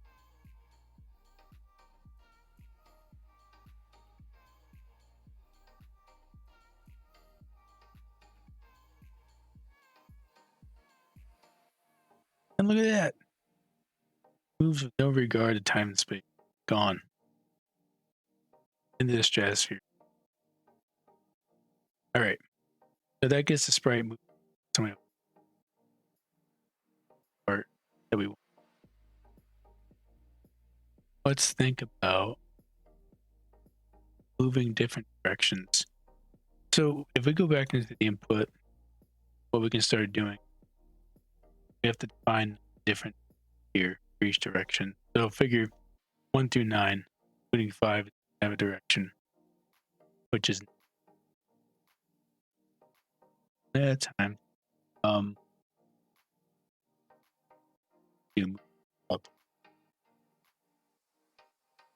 I think we'll do the binding here. Everything in. And then A down.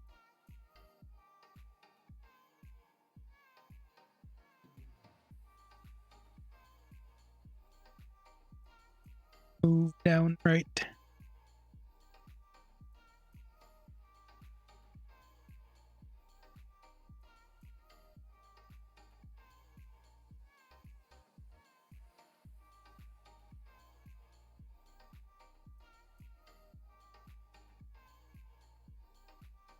And then move. Okay. Then up binding and up left 7.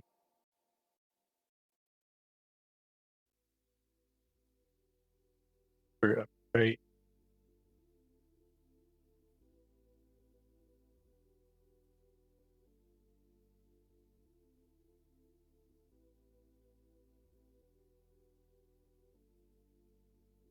Down. Move left. 4.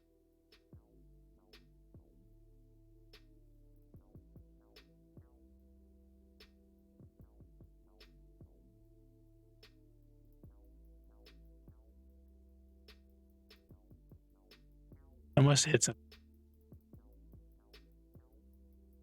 Move none will be 5. That for rest. Up, skip a turn.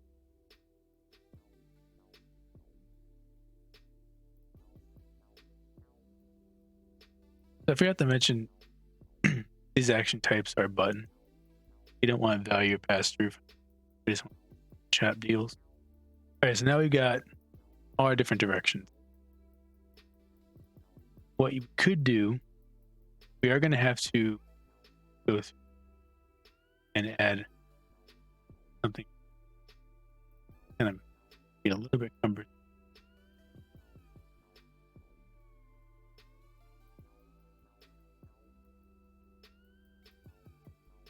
All right, so left.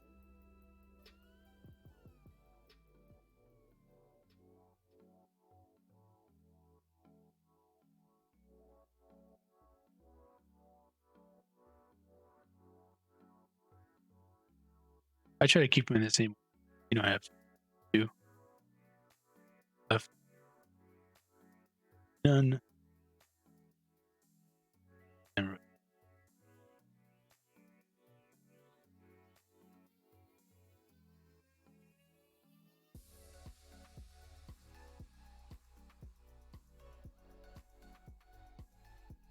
So it's not the cleanest looking thing. Now I got a reference to all these different events that happen.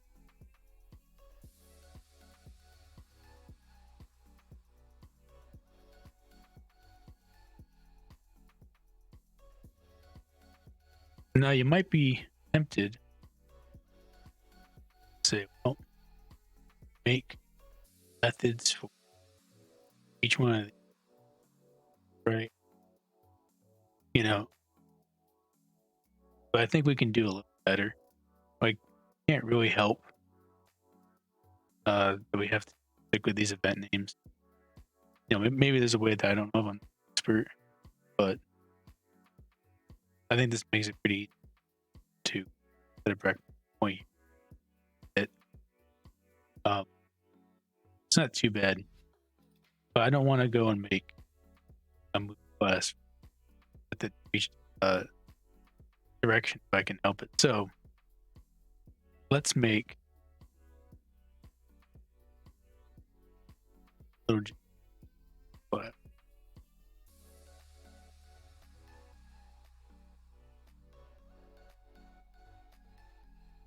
But what we need to know is what direction we're going. So we're going to need a new class.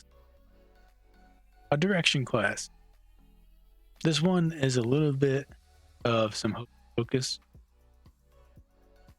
Because we want all the directions to be available statically. We don't want to go and have to define a bunch of this direction all through our code.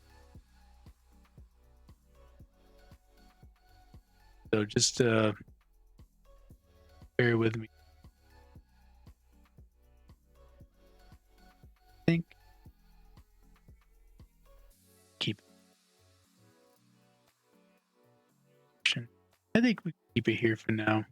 Then we want to move. We have to move in.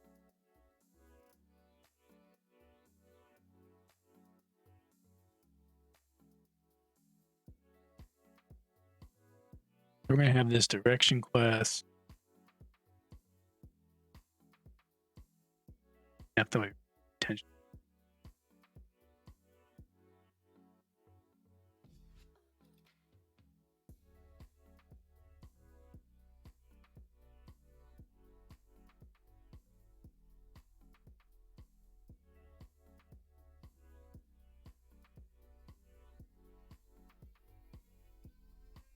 So with directions, what we really want out of these are the changes in X, change in Y, depending on what the direction is. So if you think of up, so change was 1 on the y-axis. So that's a kind of idea of each one. So make the X, in X, public change in Y.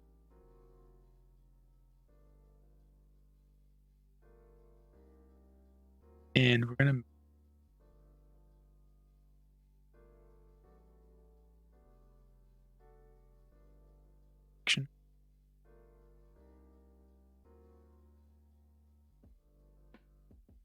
take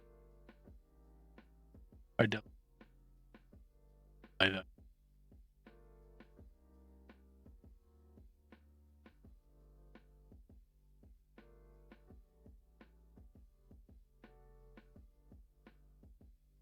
delta y equals dy. We're going to bury that thing at the bottom out of the here.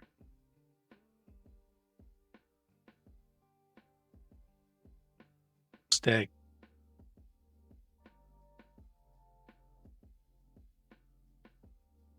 And in this way, we can start defining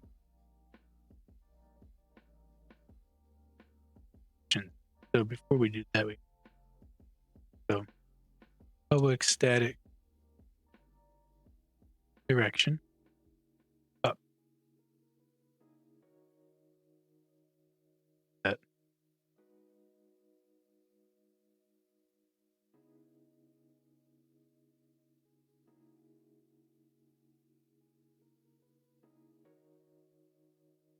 And just like we did before, upright.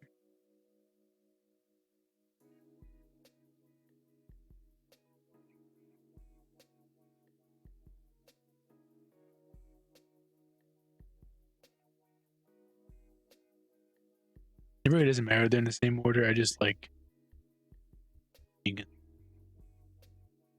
I like it being really obvious when something. That's why I have a style that you stick with. I just use sharper bolts for the most part. I have kind of like spacing that I like to use in the game that makes it a lot easier to like, oh, this kind of code is kind of shaped weird. I kind of see it over here. Something's probably not right here. People have thought like code smell, all sorts of, but you should be able to tell at a glance that something that'll help you out a lot. All right, so let's start defining.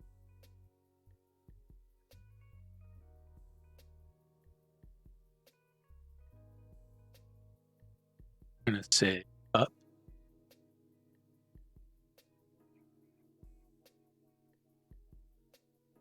And there, our delta. E.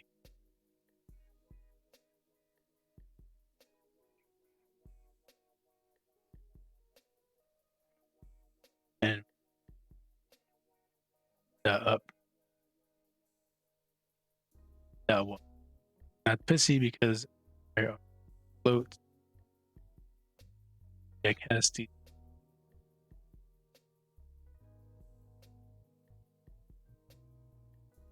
okay, and that's it. We've just defined our up direction. So before we get into all of these again, let's go back to player movement. Now we can say direction. That reads up. And we can say the same thing. Transfer up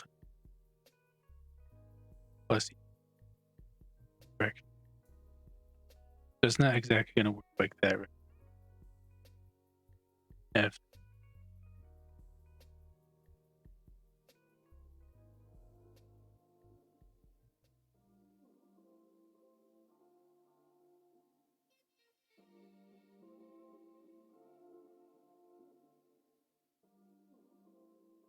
What I ended up doing was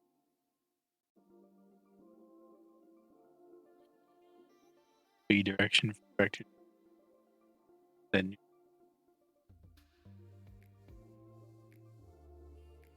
direction X direction, and then we can plus B direction. Here, instead of move up, I'm gonna say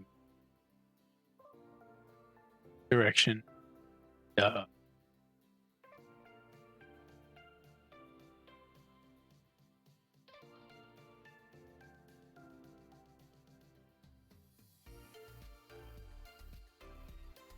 Lay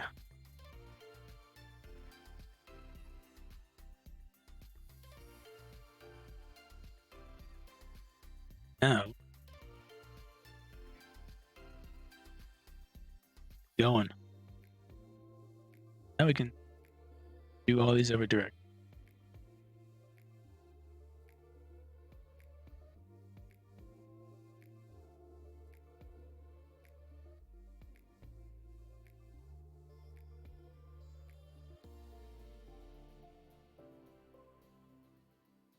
Left, upright, down, down left, down right,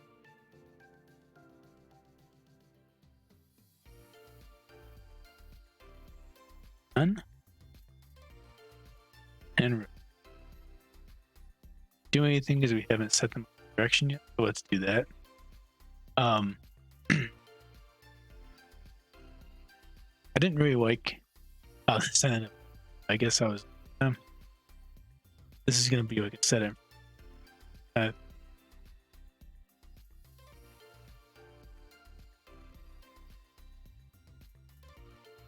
So what I ended up doing was for these combination called left and I say to the plus vector 2 and then say up left.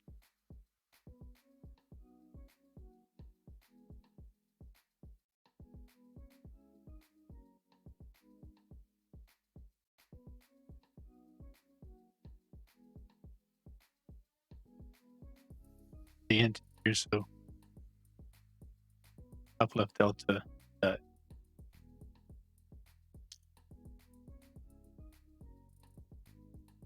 up left delta that y. Boom.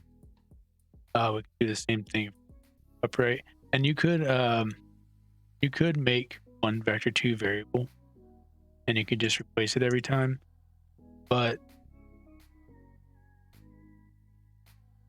I like to make sure it's really obvious here that I have the wrong variable reference and that the wrong value.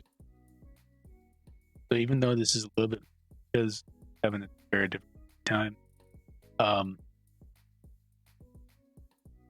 it makes it really obvious to things. So like say left, up left, up left, left, okay, up right, up right, up right. You know, really easy. Downs just like up.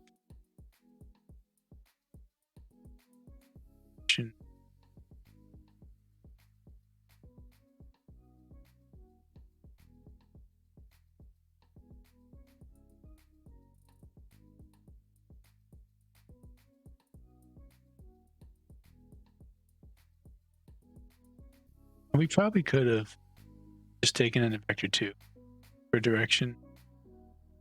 Might have made it. Could have done all cast in the constructor, but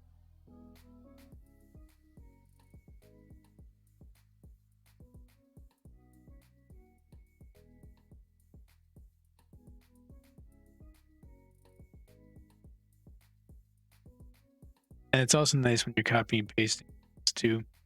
It's not going to let you have the same variable.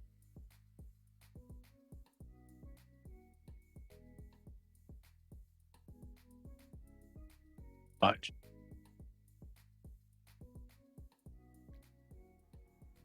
Isn't being so out. See, like there's always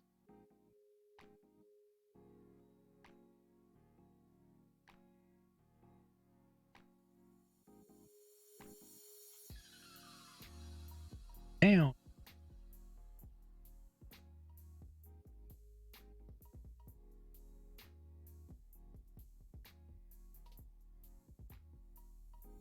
And here too, we can see if we.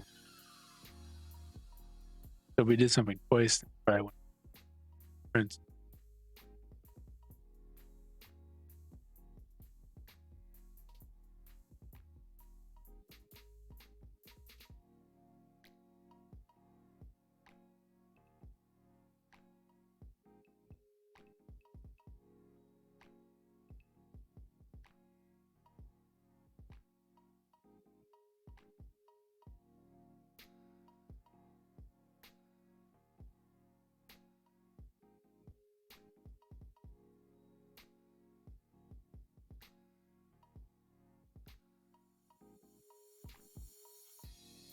None is going to be really direction 0.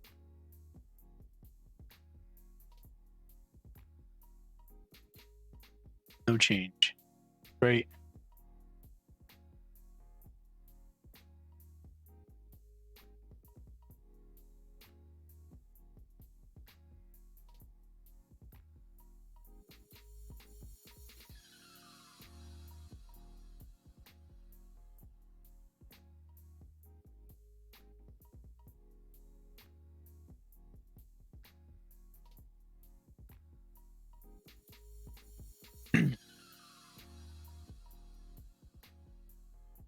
Okay, so that looks like it's all of them. Let's just make sure that we didn't do crazy.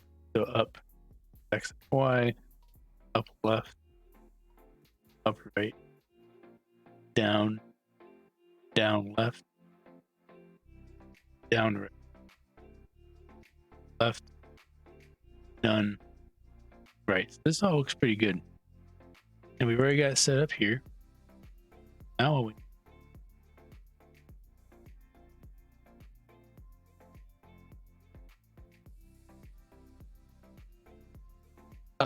up left, left, down right, right. No. All right, so this looks good. We are moving with no regard to the force.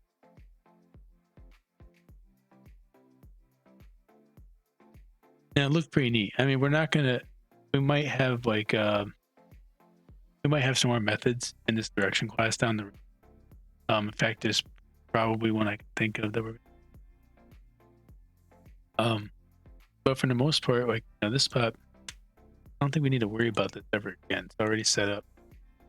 This is available global. Yeah, pretty useful class.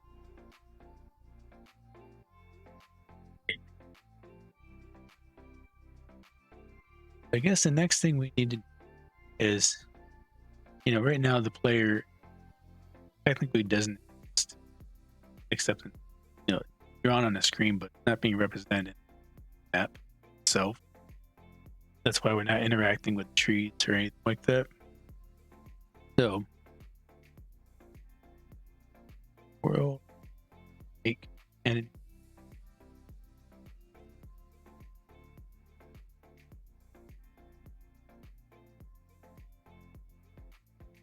And we'll have an entity class.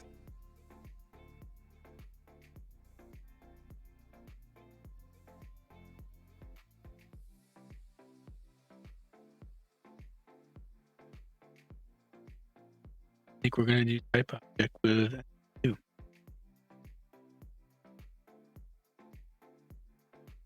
Let's see. Set this up the same.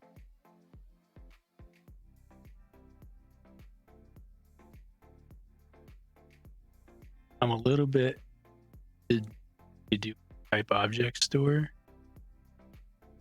Get to me. It's kind of, I don't know. It can be class. We'll see. We'll see how things happy bed. Guess we could start. Right.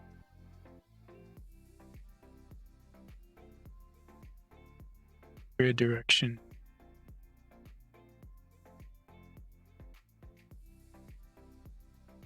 Tile dragon.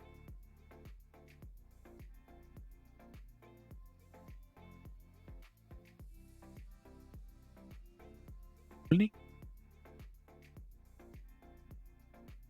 Now, take a look at this. They're going to add in Scriptable.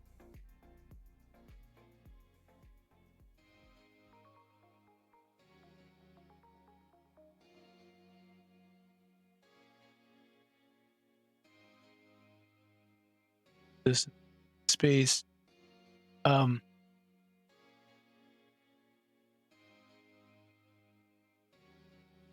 can say for sure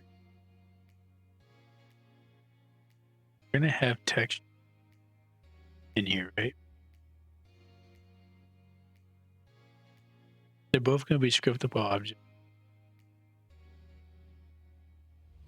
We might worry about if an entity is transparent or walkable. Maybe sometime down the, like maybe a ghost that could pass through walls, light could pass, or if they're invisible or something. So it might not hurt to have those values in type 2, but for now, we'll just keep them out. We might not go that route. We could probably, yeah, maybe that might be a ghost right there. Well,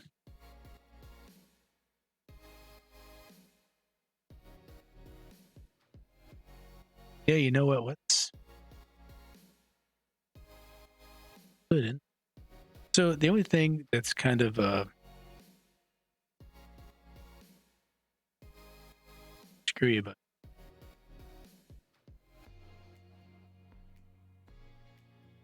is it got kind of the same setup two of the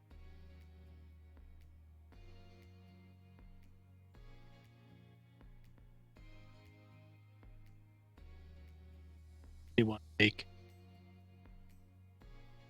like a type object like parent class for both of them.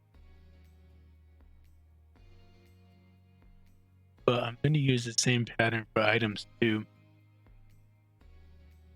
They might not use transparent or walkable. So I guess we don't need to use everything.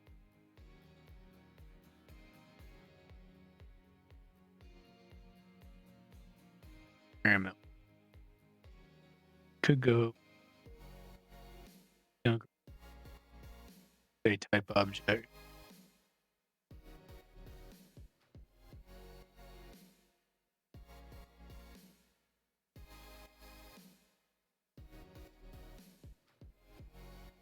Type object.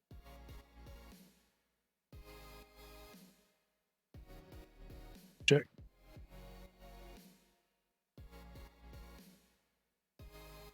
This might backfire.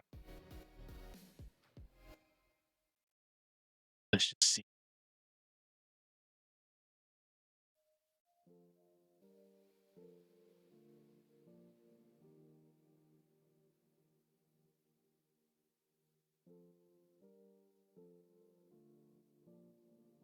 That. Okay. And now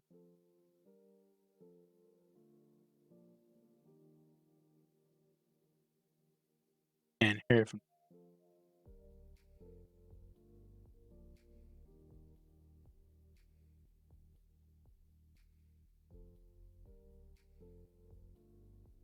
I think we can do the create setup here.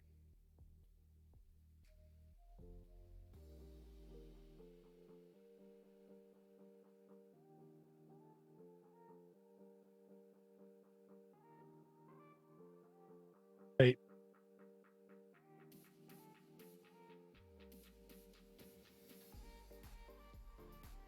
Style type.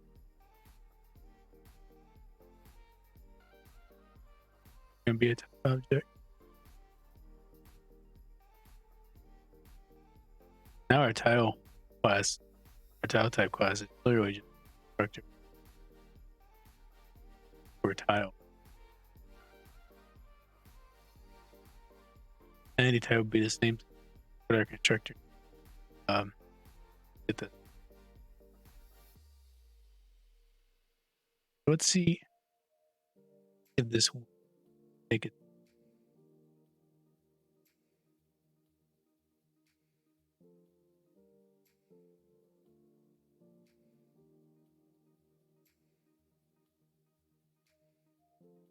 You guys still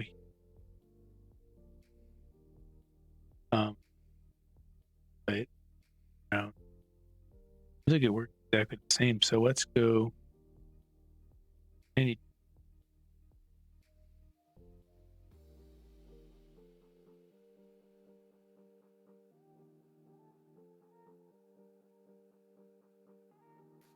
eight. And now we have a tile type and an entity type. And we're gonna call this guy human.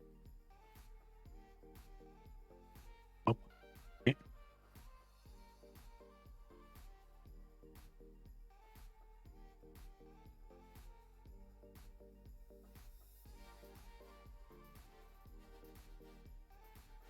Yeah, we'll just start with human for now. We're gonna answer. But now, so we have our textures, and let's say we want to have, our human.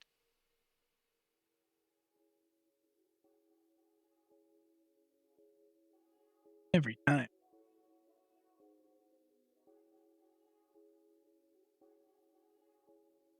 Two texture.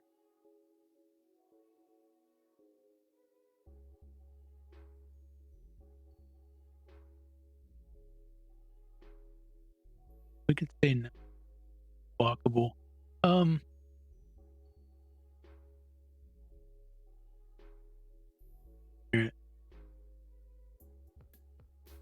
think that might influence our field of algorithm. I was kind of thinking about like see, but I don't think what's transparent off. I have to change it. We're not gonna get the FOV for a couple. We're gonna do the third video.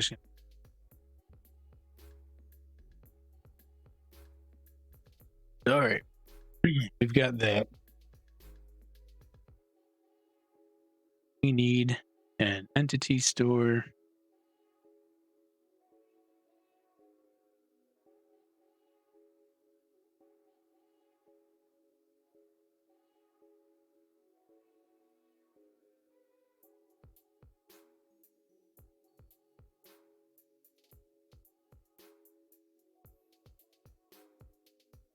And with that guy configured, so that we can grab us a human.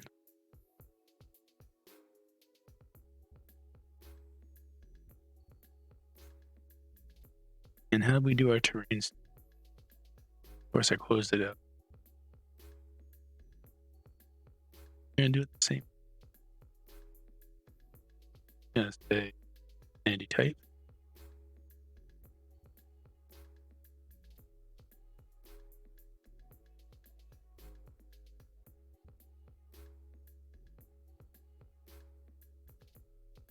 It's in the right namespace. Click here, and then we can say public entity. Yeah.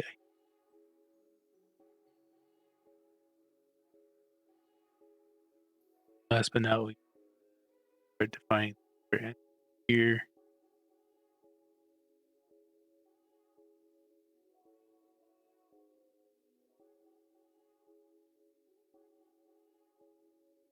The entity is going to be kind of like tile, and that we're going to have a sprite instant.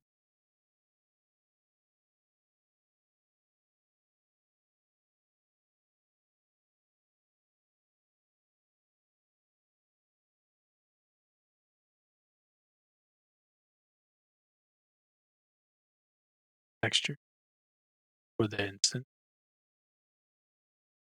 and an entity type.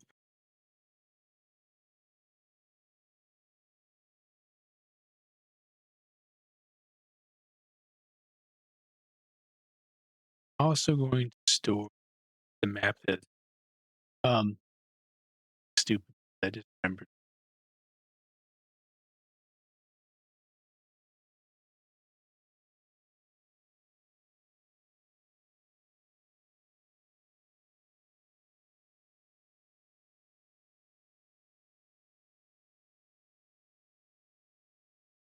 Because I haven't changed it much. I was going to say map current. We're not. I don't think we're going to keep it just saying map. I don't know. I think if we go the open world route, I would like to have like a world map, and then like a local map kind of thing. And so it won't just big constructor and just like tile and taking it right.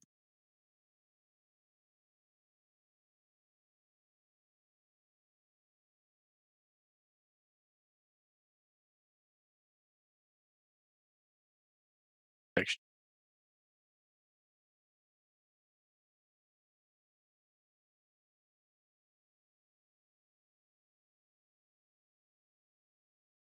Set up. We're probably not going to have the map at time. The map might change on us. Set map.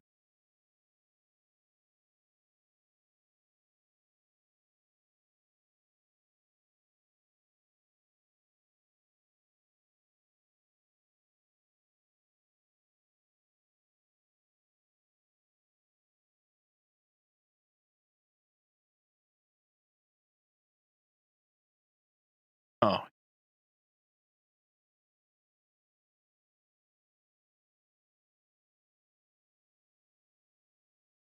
um,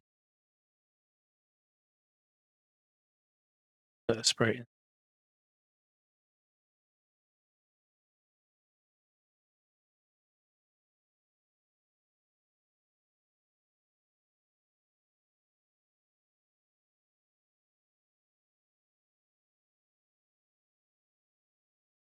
And your texture.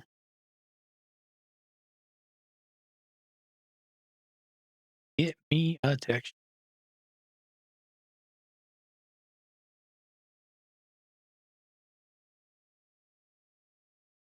Change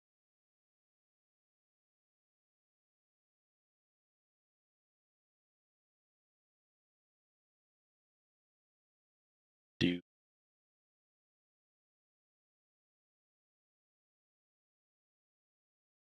correction.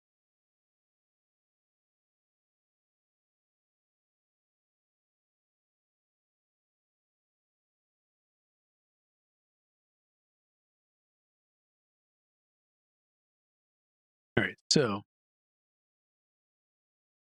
similar to how we did up here.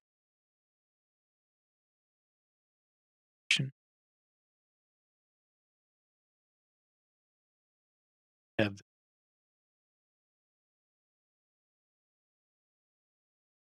we want to get the current position of our floor.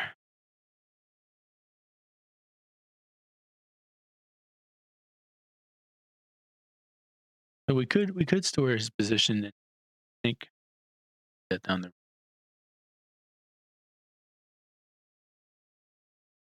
Yeah, that might have to decide to go up and down level. But for now, I'm just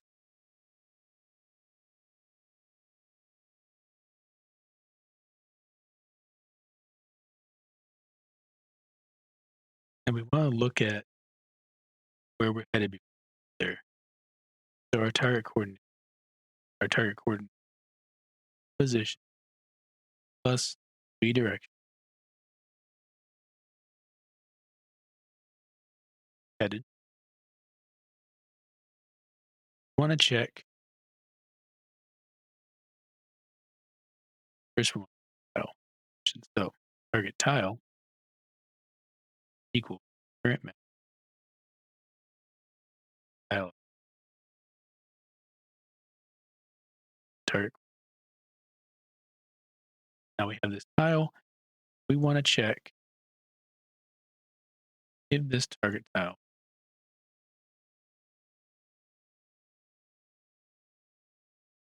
Okay, if it's not do anything. I like to invert my conditional so I have a bunch of indentations. We can't walk there, we're just going to return. Let's give us a little bit of feedback for now. Say, where box. We can make a message in the console with hit a wall, you tree. You know, you can move directions. People aren't. Let's try. Keep going. If we can walk, we're going to get the current tile that we're on.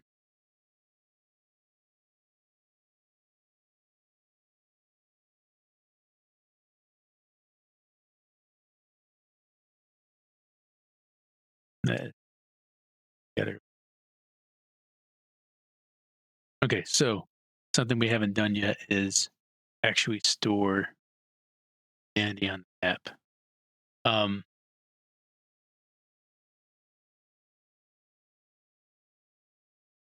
do it here.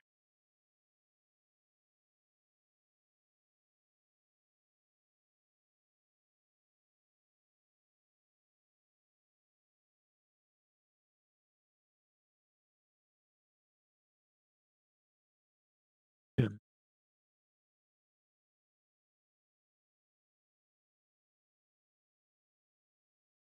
I'm just gonna do it on board for right now because when we do the map Um, well, we're not going to do a map generation either. We're really going to place the player on the board once we get a starting area, and I'm going to make a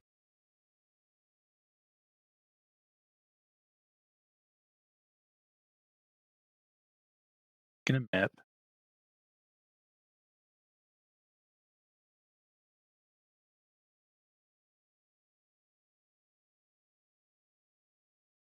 Here.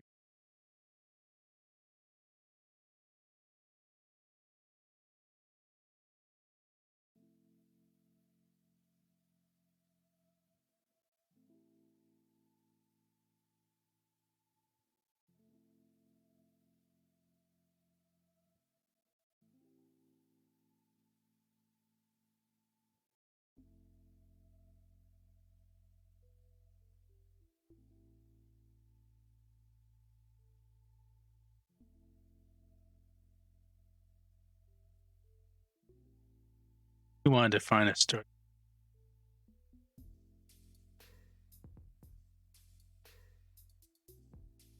New back to, and we defined. We're going to say in in the center, and then a reference to the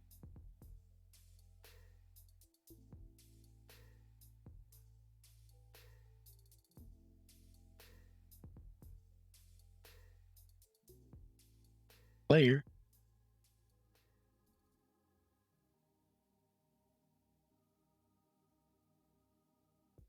Did I finish up? We did not. Did it return human?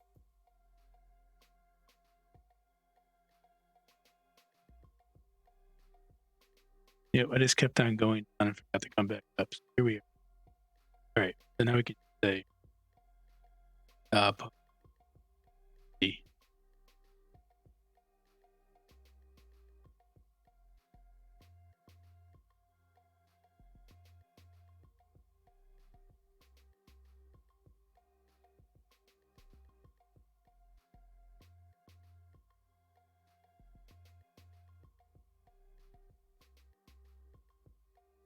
Human.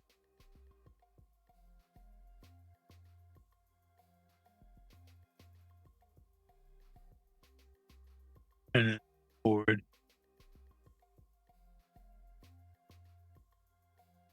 Should work out a tell. The only difference was we needed. We might need to know this. We can always make,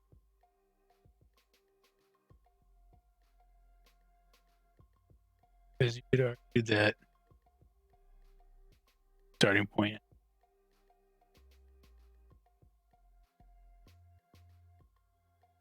I'm not 100% if we're always going to pass again position an entity. So trust.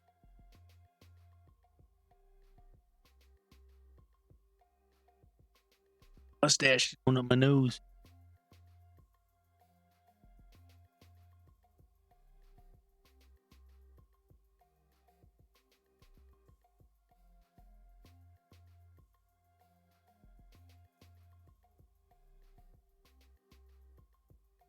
All right. We got a human player in.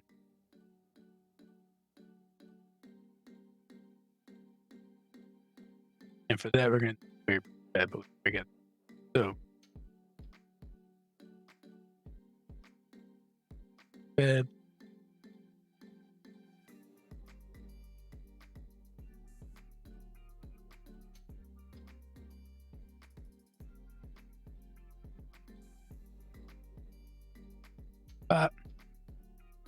Just take this feller argument. Now he's bad. Go entity store.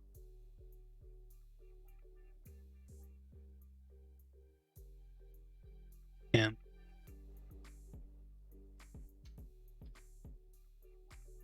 yeah, I guess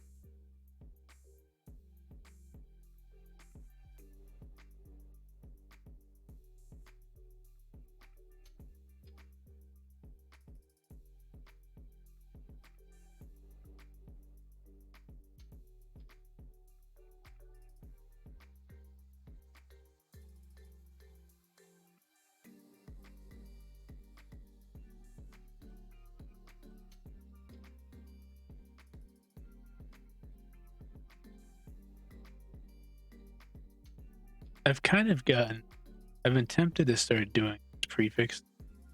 People F.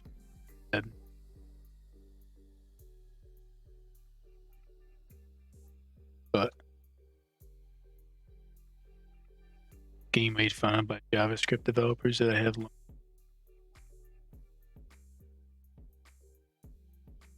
Then we can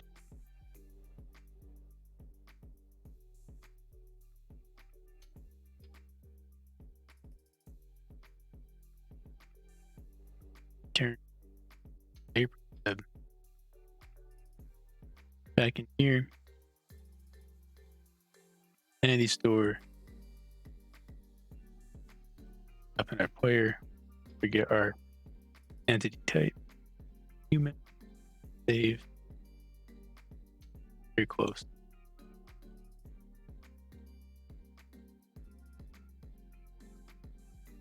Board. Players. Angie.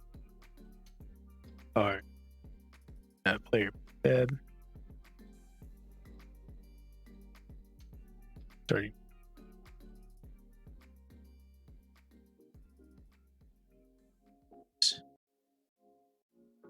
Board.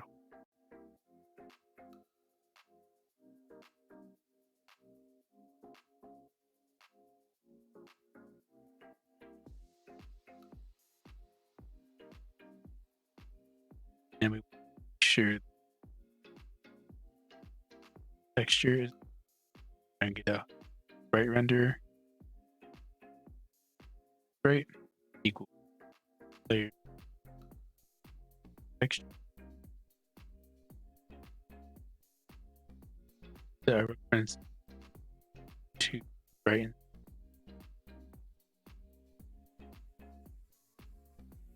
in player.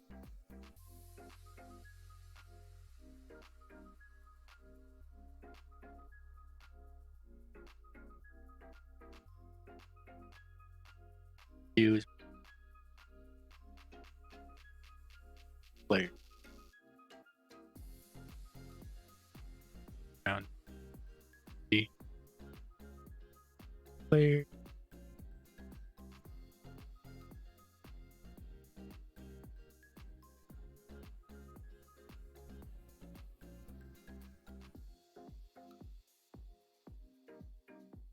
Any player.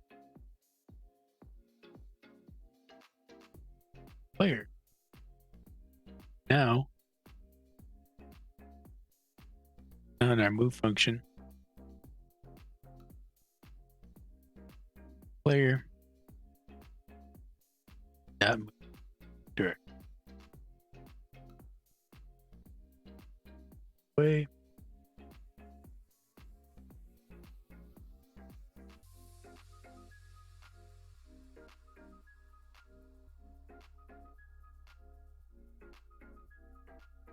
It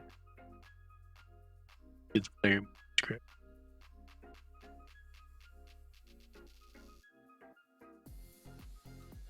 That off the player and because attach that to it, the prefab. Another way to do this is actually we could probably have if we had like a player class that inherited from end, you could have like a reference script. But I don't see a good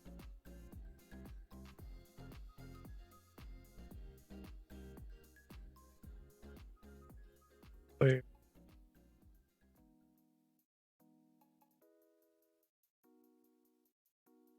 And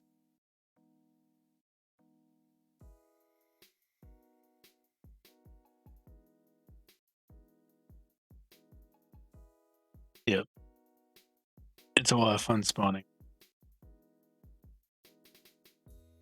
All right, around the board.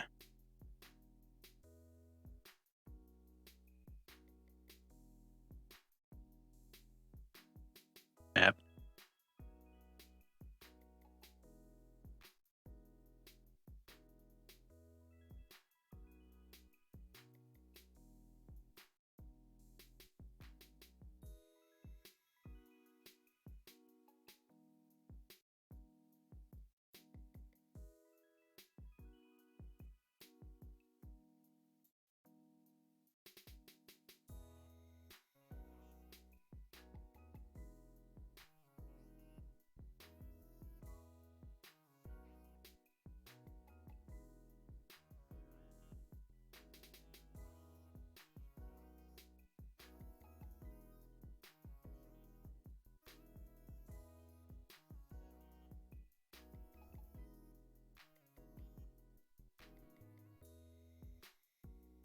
Yeah, I think we need to get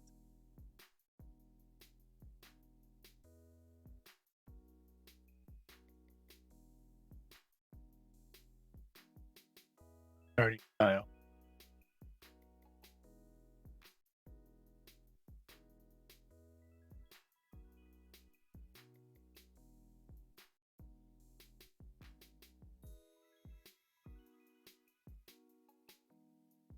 I think I want to like to set the. There's a different way. Could have a different array. Store a bunch of coordinates. All the.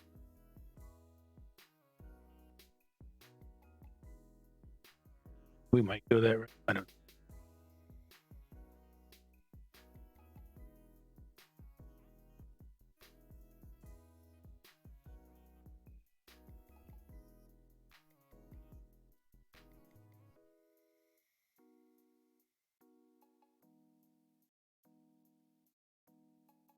Call it.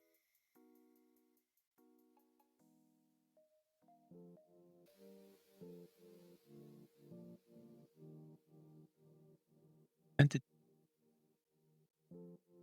I also want to be able to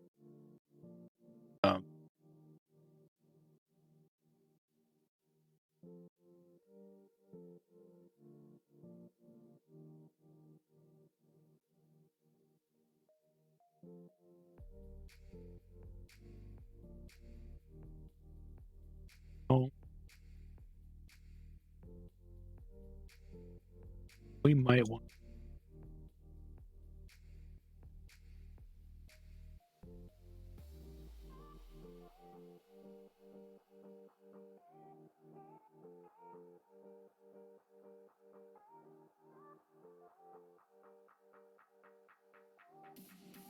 okay, back forward. Starting to tell that. Now the player tile. We go back here to current tile.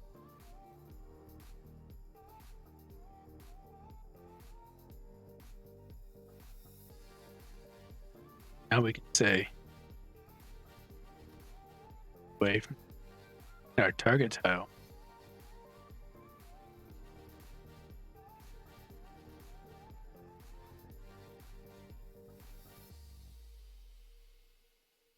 We update our position.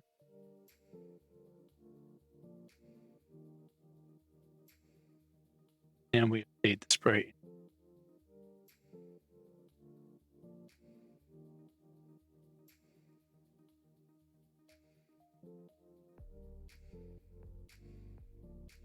Now, I think we got it.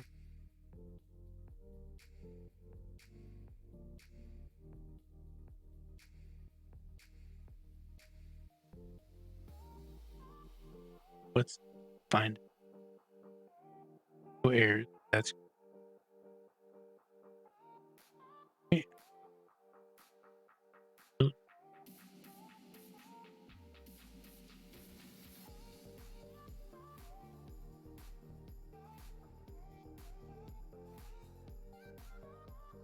Target tile.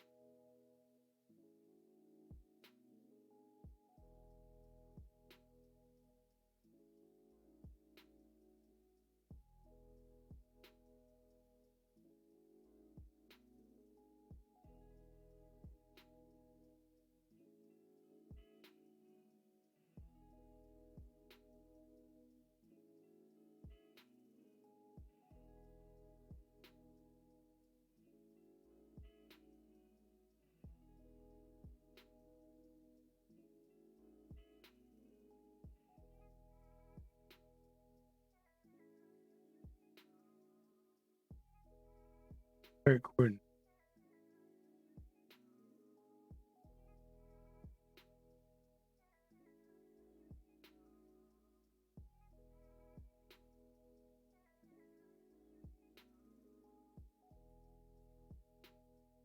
Try to get.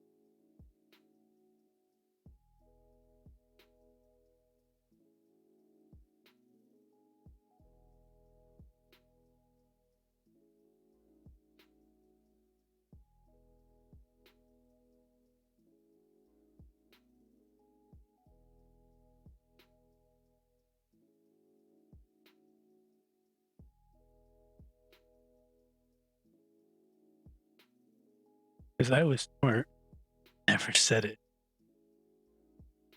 But we know, right?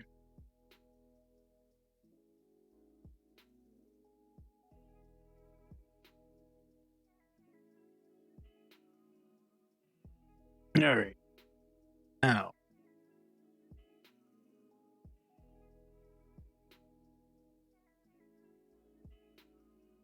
ooh, and I go through a tree. You cannot play your block. We can go around.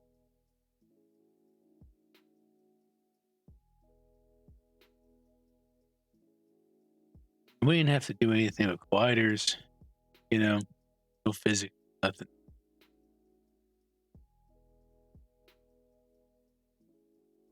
I didn't really check to see if the center tree so far. And we're not checking edges. I mean, so we'll have to put some guard statements at some point, but we have set out to do, we have accomplished what we set out to do. A really simple map generator with trees, ground tile, and a player prefab surround. Has a good time. So next time we're gonna get into better map generation than sitting rate. And this doesn't look too bad. It kind of reminds me of Forest and Project, but we want something.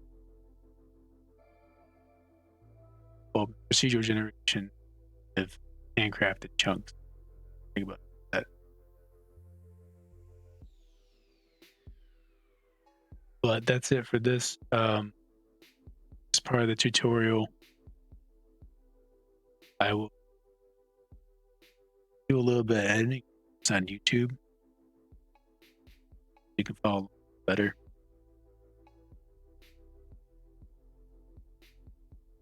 Maybe people request, I'll find a way to host a project file. You know, interested. Having the code reference. I don't.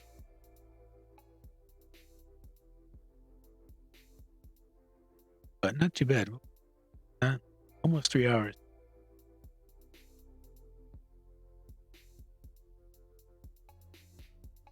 All right, y'all. Have a good night. Mic off.